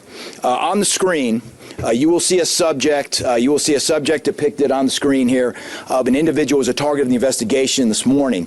That individual is currently on the run after having jumped out of a fourth story balcony. I want you to get a good look at him right now. You'll see him. You'll see him running here. He is currently on the run. All right, so they didn't get a chance to cut to him because they had a fixed camera, but luckily, Libs of TikTok has a video. So this is, if you notice, this is the guy that jumped out the four-story building, and there's a video here showing him limping very badly. So after he jumped off the building, it looks like maybe he broke his leg or something. He's not going to get too far. Like SB said, he jumped into a car, but he couldn't even walk after jumping out of a four-story building. I bet you that leg or that ankle are broke, but he hops pretty well. He's hopping. Might be used to that in Somalia in terms of being a hop away or something. What an idiot. Look at it. So if you recognize him, excuse me, call the authorities. That's the dude as he hopped away and got in a car. What these people are just scum, absolute scum. We need your help. If you recognize this individual, if you know this individual, if you can provide any information related to this individual, I would encourage you to call 1-800 call FBI, CALL FBI, or go to the internet at www.tips.fbi.gov or call your local law enforcement. Obviously, this morning, our partners have gone into a lot of the details of today's charges, so I'll try not to repeat what was already said. What I would like to do, however, is speak briefly about the FBI's work in this particular fraud space. The Bureau, as you know, is one of the primary agencies responsible for investigating and rooting out healthcare fraud, with jurisdiction over both federal health insurance programs and private insurance plans. At any given time, we're running roughly 3,300 investigations related to healthcare fraud across the country. And unlike some of our work in, say, the violent crime space or the national security space, this work doesn't always get the same amount of attention or national headlines as some of those other threats we work. But let me be clear.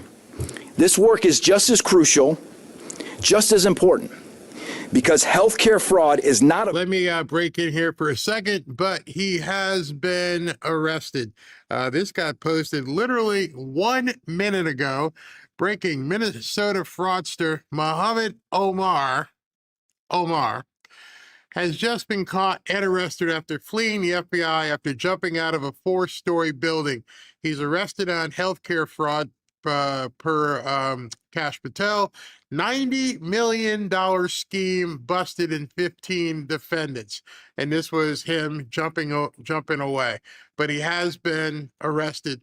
That just got posted 1 minute ago. Victimless crime. It targets our most vulnerable population demographic. It costs our country hundreds of billions of dollars each year, as you heard from the folks behind me. And that drives up the cost of health care for everyone sitting in this room.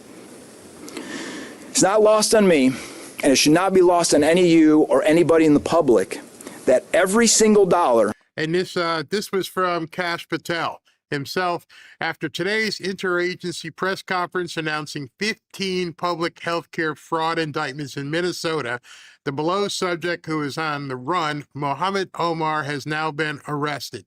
He is charged with health care fraud, and there's a citations involving a housing stabilization services company, which you tell me how Mohammed Omar from Somalia happened to know how to do that, with fraudulent claims for services not provided and diverting the proceeds for personal benefit. May he rot in jail. stolen through these schemes is a dollar that came from the pocket of hardworking American taxpayers. And each of those dollars were meant to help somebody in true need, not to line the pockets of shameless crooks filing false claims. Unfortunately, too often here in Minnesota lately, fraudsters have turned government programs into their own personal ATMs. What is even more troubling is these programs are meant to help our most vulnerable population demographic, the sick, the elderly, the disabled, and the unprivileged. That's why, starting last December, the FBI has surged personnel and resources here in Minneapolis, and across the country for that matter, to help in these efforts. These charges we're announcing today are a direct result of those efforts. These cases are often complex and take a lot of time and effort to investigate. Simply stated, they can take years to come to fruition. Fortunately, at the FBI, we have dedicated teams working healthcare fraud in each of our 56 field offices, not just Minneapolis. We've also got specialized teams of agents, intelligence analysts, data scientists, and forensic accountants that we deploy to support these cases, just like we deployed here in Minneapolis. So I want to personally thank our hardworking team here in Minneapolis under the leadership of SAC Chris Dotson, our financial crimes team at headquarters, and all the FBI personnel who've been part of our work here to get the results for the American people. I told you I wasn't going to repeat what was said earlier, but I'm going to repeat this because I think this is important. The speed, precision, and effort that the folks behind me and their collective agencies have shown in the last several months is truly unprecedented. In my 23 years in the FBI, I've never seen a healthcare fraud case of this breadth, depth, and scale come to fruition so quickly. It's historic, and everyone who worked this case should be extremely proud of what you accomplished in a very short amount of time. The next step, as the acting Deputy Attorney General said, is we're going to normalize that speed for cases in the future. Obviously, none of this is possible without our partner agencies represented here today, behind me, and so many others who couldn't be here today. These fraud investigations truly are a team effort, and thanks to our teamwork, these criminals will now face justice. As I close, I want to send a message to anyone still defrauding the good citizens of Minneapolis, the good citizens of the state of Minnesota, and the good citizens of the United States of America. No matter how many shell companies you have, no matter how clever or how brazen your schemes are, if you steal money from taxpayers and people in need, the FBI and our partners will pursue you relentlessly. We will find you and ensure you feel the power of American justice. Thank you. We'll take a few questions. Yes, sir. Ernesto with the New York Times. I'd like to ask for your assessment of the way immigration agents conducted themselves here earlier this year. I'm not going to talk about that. Any other questions? Yes, sir. Predicated on News Nation.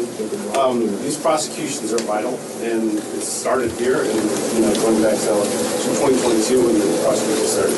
So they're vital. The question I have is, what's the plan to go after the leadership that enabled this, the whistleblowers, going back to 2019, who's had their careers were ruined, they were state employees here, who raised this, and the administration has known about it. The government and have enabled it. So what's the plan to go after that? Yeah, it's a very important question. The answer that I would give you is that the Department of Justice and our partners here on this stage, we are intent on building a fraud-fighting apparatus that's capable of reaching the full spectrum of fraud that we see wherever it is, and that there's no fraud that's too big for this team to solve, and we are intent in going wherever the facts require us to go and charge whoever we need to charge for those who are within the chain of criminal culpability. Anyone within the chain of criminal culpability, we are interested in finding you and prosecuting you. Those outside of the chain of criminal culpability, we are not. But it takes investigation, takes hard work, takes the agents and prosecutors working together to find the exact boundaries of those within the chain of criminal culpability, and that's what's underway. But just a tiny follow-up. Is it your view that those who enabled this are part of this criminal enterprise? I would hate to get ahead of any facts, of any investigatory findings. As I mentioned before, we are intent in uncovering and unmasking anyone involved in these schemes, including obstructing investigations into these schemes. That is our focus in this effort. Yes, sir. You mentioned a new Medicaid fraud task force to be created here in Minneapolis. Can you explain what that entails and how it'll function and what will be different than what currently exists? Yeah, so we're doing two things. One is we are adding strike force prosecutors to our Midwest healthcare strike force team. That will be to put additional prosecutors on the ground here in Minnesota in a dedicated fashion to work for the American people right here from Minnesota.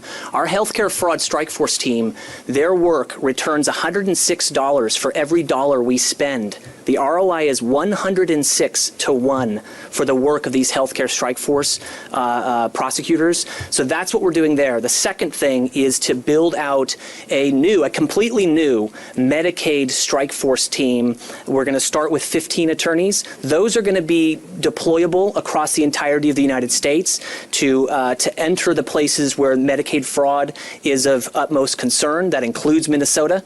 It includes California. It includes other places. But we're forming that team so that we can deploy them to the hot spots and make sure that we can reach the fraudsters across the country. Yes, sir. With criticism of the Minnesota state governments over how this has all been handled, the Attorney General here in the state has said that his team was involved in the investigations and the charges that you described today. So can you talk about collaboration with Minnesota? And on top of that, is the federal government satisfied with what the state has done in this past legislative session to move forward in tackling fraud? I'll start by saying that to make this work happen and to do it really well requires very good partnerships with local law enforcement, with local prosecutors. That's what will really solve this national problem, is people setting aside ego and agenda and deciding, you know what, we're actually going to do the right thing.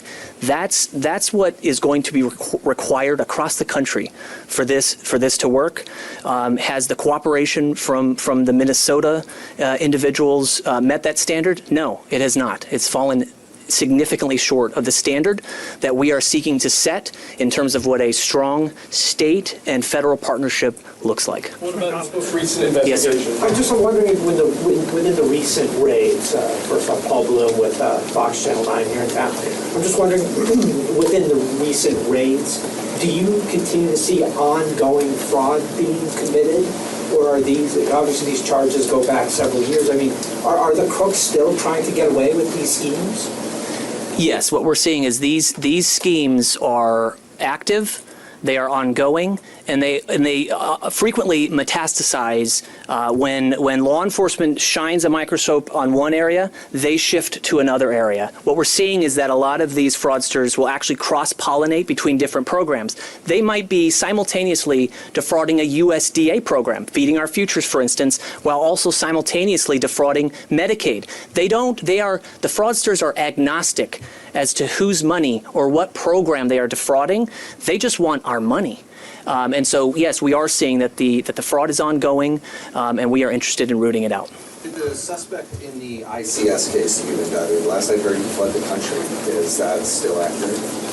So we are working rapidly to bring into custody everyone who is facing charges and who faces arrest warrants. I don't want to speak more specifically to any operational updates in that regard, but we are actively tracking that situation and others to make sure that folks are held accountable for the charges that have been brought. Yes, sir. The man in this video, he is a charged defendant named Mohammed Omar. Mohammed Omar is the man in this video. He is charged, one of the 15 defendants charged in the fraud cases that we have brought today. And I would encourage the public to help turn this man in to face justice for the fraud that he has perpetrated, and now to face the additional charges for seeking to flee from law enforcement and seeking to obstruct justice by virtue of his conduct today. Yes, sir. Question for Dr. Oz. Yes. Are you satisfied with how the state government here is responding to what you want to see in order to lift those suspensions of the Medicaid reimbursements? Not yet. If they had satisfied our needs, we would have released the money. So we're still waiting for the state to go through the multiple documents that were initially sent to us as part of our review of the last quarter of last year and it's a fiscal year. So last quarter of last year and the first quarter of this year to identify the many areas where there's variability. Again, what we look for very specifically, and you would do the same thing. If your normal bill is $100 and then all of a sudden it's $500, someone needs to ask what happened. Sometimes there's a reason for that. But as Secretary Kennedy pointed out, and this, again, it's an all-of-government approach. So we have Treasury also helping us, looking at numbers. We have OIG and DOJ giving us support. Jake Foster is here, who runs the health group there. They do a lot of heavy lifting together with our CPI unit that Kim Brandt behind me runs to make sure that we're actually looking for all the variability. But we are able to identify enough concerns that it's caused us to defer $350 million to Minnesota. And as you know, we deferred last week with the announcement with the White House Anti-Fraud Task Force with Vice President Vance that we are also deferring $1.34 billion to the state of California for the exact same kinds of problems with the documents that we're seeing. Is it a lack of cooperation here, or are they just slow rolling this? You know, I'm a heart surgeon. When you go out and talk to the family, the motivation is nice to hear, but you want the result. Is the patient alive? Is the bleeding stopped? We need actual numbers and factual written responses to the many areas that we've pointed to as evidence that that these documents are not satisfactory. Again, our job is to make sure that your tax dollars and the tax dollars of other Americans coming to the federal government are appropriately spent. I did not go into this job that the president appointed me to stop people who need money from getting money. We just don't want the money stolen from people. I mean, this gentleman, this picture, he's one of the reasons that the housing stabilization program in this fine state is shut down. So all the people in Minnesota who actually might need those help, you know, the folks that we always feel badly by when we're driving by and we see them homeless, especially when it's cold outside, or if they're obviously strung out on drugs, those people need our help. Because of that man, they're not going to get the help anymore. And the state shut down the program. We helped, but the state shut down. They knew it was unfixable. A couple more questions. Yes, sir. Hi, thank you. My name is Aaron Johnson. I'm a community-based independent journalist. I'm a victim of HSS fraud. And I'm just wondering, you know, I hear all these plans to prevent it. Is there any course of action? Is there a plan to compensate victims like myself for damages? I've been housed by a single mother for the last several years until just this month I finally got help from a different program. There are people who lost a family member. Is there any plan to compensate people for damages? So, sir, first let me say that I am hugely sympathetic to you and to anyone else who has suffered harm or injury by virtue of fraudsters taking advantage of you and exploiting you. There are recently the president issued an executive order that relates to the establishment of a fund for victims of fraud. President Trump announced that around 60 days ago, and we are actively engaged in the development of a whistleblower program that will allow people to come forward to report fraud and to ensure that people both have their voices heard when they have been damaged by fraudulent conduct, and also have a chance to see some of the money that has been stolen from them be recovered. That is a focus of President Trump's administration and a tasking that he has given to the Anti-Fraud Task Force to consummate and seek to implement. Is there a timeline to get funds back into the hands of legitimate providers? I know a lot around the state are still waiting for those funds to get unfrozen. So that might be a question for the administrator. Just to put numbers out there, the state has a several billion-dollar rainy day fund. So when we defer $350 million, we're not taking money out of the pockets of anybody. The money exists within the state of Minnesota. And that's why we want everyone in Minnesota to know that they are safe. And legitimate providers are our biggest allies. The people that we call to find out where the problems are folks who are actually working in these businesses who see the fraud, and they went into these jobs because they love these people and they love these professions, and they're not allowed to compete because fraudsters who have no cost of goods sold make a lot of money, and they scale up quickly and they take over like pariahs the entire system. So our biggest allies are part of the community that we want to keep supporting. It is our hope that the state of Minnesota is able to reply to the questions that we have asked. It was $250 million in the first deferment. It was $100 million in second deferment. So there tends to be a trend. We'll see if it continues. When we get the responses that the federal government needs and requires, and you would desire us to do if you're taxpayers, which hopefully most of you are, then you'd agree with us. That's the right time to let the money go. I am very sorry that you were caught up in this, but this is an important story that you're sharing. We didn't talk about it in much detail, but there was a man who passed away, and as was discussed by Colin, there were bills sent to the government for monitoring a dead person. I mean, I thought I'd heard it all because we're selling insurance policies through brokers to dead people, and quite a few times, unfortunately. I've never heard of us being billed for someone who died who was supposed to be monitored. But that's how egregious this has become. Yes, ma'am. I was wondering if you talk, this might be more of an admin question, but when you look across the country and we're talking about normalizing the speed of these cases, are you finding that U.S. Attorney's offices either don't have the knowledge of technology or experience to get these cases off the ground as quickly as the administration would like? And how do you, in your position, make sure that all of the U.S. Attorney's offices across the country have the education, the tools that they need to bring these cases forward quickly? The U.S. Attorney's offices are proving that they are the best that America has to offer when it comes to prosecutors and capabilities to bring investigations, to move them forward rapidly. What you see today is the result of the collaboration between the U.S. Attorney's Office here and our healthcare strike force team. Prosecutors across the country are equipped, they are resourced, and they are ready to implement the type of speed that we've seen here and to replicate that across the country. Yes, sir. There was a pretty well-publicized exodus of prosecutors from the DOJ office a few months ago. I just wanted to know how that exodus impacted this work. I would start by saying that the work of this office in the last 5 months has been historic, both on the reactive cases that this office successfully brought to bear, but also the fraud cases that you're seeing here, bringing to fruition charges at a rate never before seen. Mr. Rosen might be able to speak with even greater specificity, but I would say that the U.S. Attorney's Office here is in fantastic hands. The leadership here has cast a vision of one that is making sure that the public is safe and secure and that taxpayer money stays in the taxpayer's pocket, and that's due to the fantastic leadership of U.S. Attorney Rosen. We'll do one final question. Yes, sir. Max Elstruck from Minnesota Reformer. President Trump has granted clemency to numerous individuals who have stolen hundreds of millions of dollars in Medicaid funds. Can we expect Amy Bach or any of these folks to be shown the same mercy in the future? I'll take a different question as the final question. Yes, sir. In December, the U.S. Attorney here, Joe Thompson, estimated the fraud at, I believe it was $9 billion over, I think it was 14 different programs. Several weeks later, Governor Walz slammed that as hyperbole. I'm wondering if you could clarify if the number is in fact $9 billion or growing.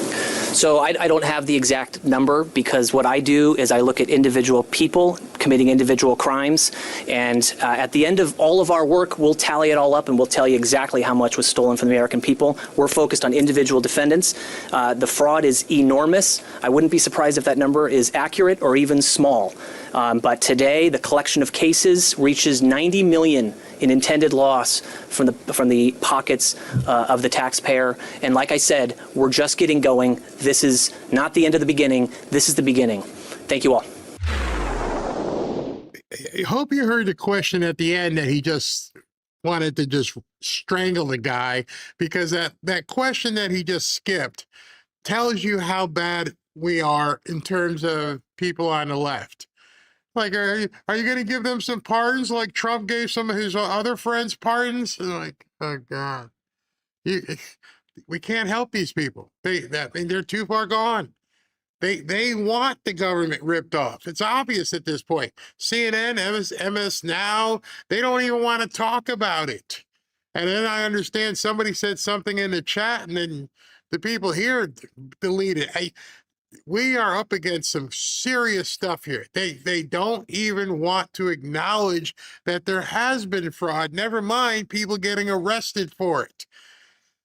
Wow. Well, before I go, what you got? And don't say the Oh word. man, I tell you. Don't say the word. Oh God. No, I'm just reporting the news, man. I mean, here's something that sums it up. Nick Shirley, he's the harbinger that started this all, as you know, right, in 2025. He posted this 45 minutes ago. CBS News said there was no evidence of fraud. The New York Times said the Somali community was being targeted. CNN said there was little evidence. Tim Walz said it was white supremacy to expose fraud. Today, 90 million busted and 15 charged. It was all fraud, and they knew. And then he followed it up with his repost saying, "Told you all." It is insane that they don't care. I mean, you got to think. What is wrong with these people? Human decency. If a Republican was doing it, I'd want them arrested. I want people who are defrauding us to be arrested.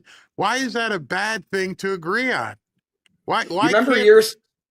I'm sorry, Bear. I didn't mean to interrupt you. I was going to say, you remember years ago when we used to laugh saying, well, there won't be money in Social Security, ha ha. Well, now we know why there would have been. I mean, you know, we're 37 trillion in debt. I believe most of that is fraud. I mean, it's great. And then, you know, tomorrow what I'll cover, and I'm gonna have to be very delicate because I'm sure they don't like it.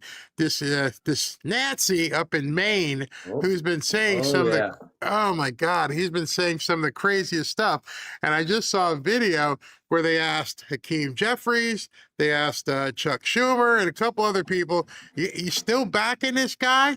And I'm like, I haven't seen it. I don't know what you're talking about. well, you know, they say that some of them are reporting, well, he can be reformed. It makes sense, Barry. I mean, well, there's only up is one down, way down is up. Yeah, there's only one way to make it make sense is they don't care. As long as they can get back in power and stack the Supreme Court and do all the things that they want to do to America and basically just take all the money and bring in all the people from it, they don't care. You have to sit back and wonder. There had to be some decent people in Maine. There had to be some business people. There had to be some lawyers, some doctors, somebody in Maine that you can say, well, why don't you run for Senate? And that's the guy you found. And we keep finding that over and over and over. The whole thing with the governor's race in California. Katie Port, that's it. A state of 20 million people. And this is the people you want to put up? Well, here's another thought. I was thinking about this earlier. If the Democrats, especially like, let's use Bass, for example. She lives in her $3 million, whatever, how many million it is, home, and it's protected. Don't they realize that if the country does go down the toilet, that they won't be able to live the way they live? It's going to become another Venezuela. I mean, Venezuela in the 90s was very successful. Yeah. But look what happened to it. But seriously, don't they realize that? I mean, unless they're living in a bunker and they never go anywhere, they'll never be able to do anything. I've asked Robin that many times, and the only answer is that they're completely oblivious. We know they're not smart people. And the fact that they're not smart, somebody may have promised them somewhere, just do what we tell you, we'll take care of you. Everything will be fine. And they don't even think to themselves, look at Cuba, look at Venezuela, look at countries where things got overrun. And you think they're going to walk past your house? I'm surprised at this point that the amount of homeless people and the people who can't eat in California haven't like broken into some of these properties like they did with Nancy Pelosi's house. But it's going to happen eventually, because if people run out of food and money and everything, it's going to be like The Walking Dead, the Wild West. I mean, I don't know, man. It's crazy to fathom that is where we're headed if it's allowed, if they get back in power. Like if they get back in, we're done. It's funny, like people say that to me, where you headed? And I'm like, no, we're there.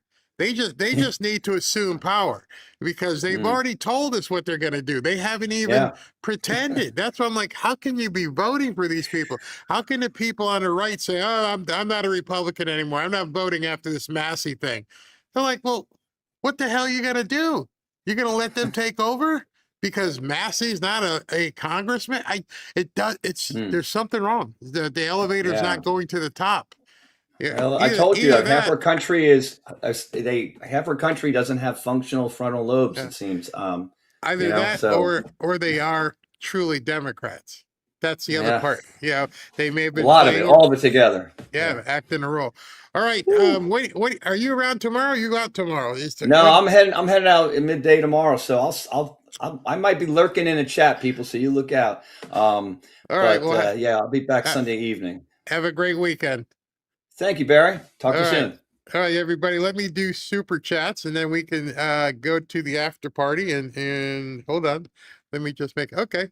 Move this over. Tucker was hoping that Trump would eliminate the deep state and create a void that Tucker and his buddies would be able to fill. They're delusional. Most assuredly, Chiosop, they are delusional. And how is he going to fill it? I don't know. Mr. Mike, Tucker Carlson is a sad moment, along with other traitors. Larry Showberry, thank you very much. Larina, Magaland, Trump is the GOAT, absolutely. PJ Cunningham, no relation. Did you see where people are traveling to LA from other states to vote for Spencer Pratt? No voter ID required. Dems don't know how to fix that. I think the first person who said that was SB. SB was saying, like, let's go ahead and just take a trip to California and show up and vote. They can't fix it at this point. I don't know what they're going to do. Pekovsky, thank you. Mark Kahn, when it comes to Trump, I think of the scene in Braveheart where Mel Gibson tells the Scots to hold. Yeah, people are jumping ship because they didn't get their way. I don't want those kind of people around anyway. Penny, thank you. Penny again. I saw something about Iran threatening to shut down the internet. I have the answer: death charges.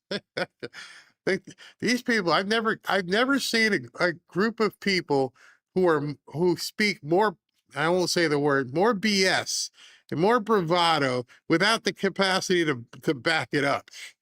Because they know the media is helping them out. Brad, Venn diagrams of yellow buses running again. John Robeson, great show, Barry, Beth and crew. Thank you very much. Nicholas, there you are. Barry, anyone remember the video of demonstrators getting beaten by Castro's thugs while Raul, the murderer, was smoking a Cuban cigar with Obama? ESPN showed it and covered it up. MS Now are all relevant. Yeah, they memory hole all that stuff and don't want people to see it. Nicholas again, we used to have the I Am an American Day parade in Baltimore. Thanks to my sister, I got to meet the cast of Happy Days of 1975, a different time. You know what? That's right, Nicholas, you're in Baltimore area. I was so bummed out when I turned on the Preakness last weekend, and I'm like, what is this racetrack? What is this puny little, it was just in the middle of nowhere, the Laurel Park. I hope let me know if it's going back to Pimlico, or they got to have that ready. I cannot believe Baltimore lost that. That would be crazy. And for Cosby, my surprise box. Okay, it's coming. If you get when Chiosop, all Somalis look alike. He looks like Ilhan Omar without the diaper on her head. Oh my gosh, it's crazy. All right, well, we'll see you guys tomorrow sometime.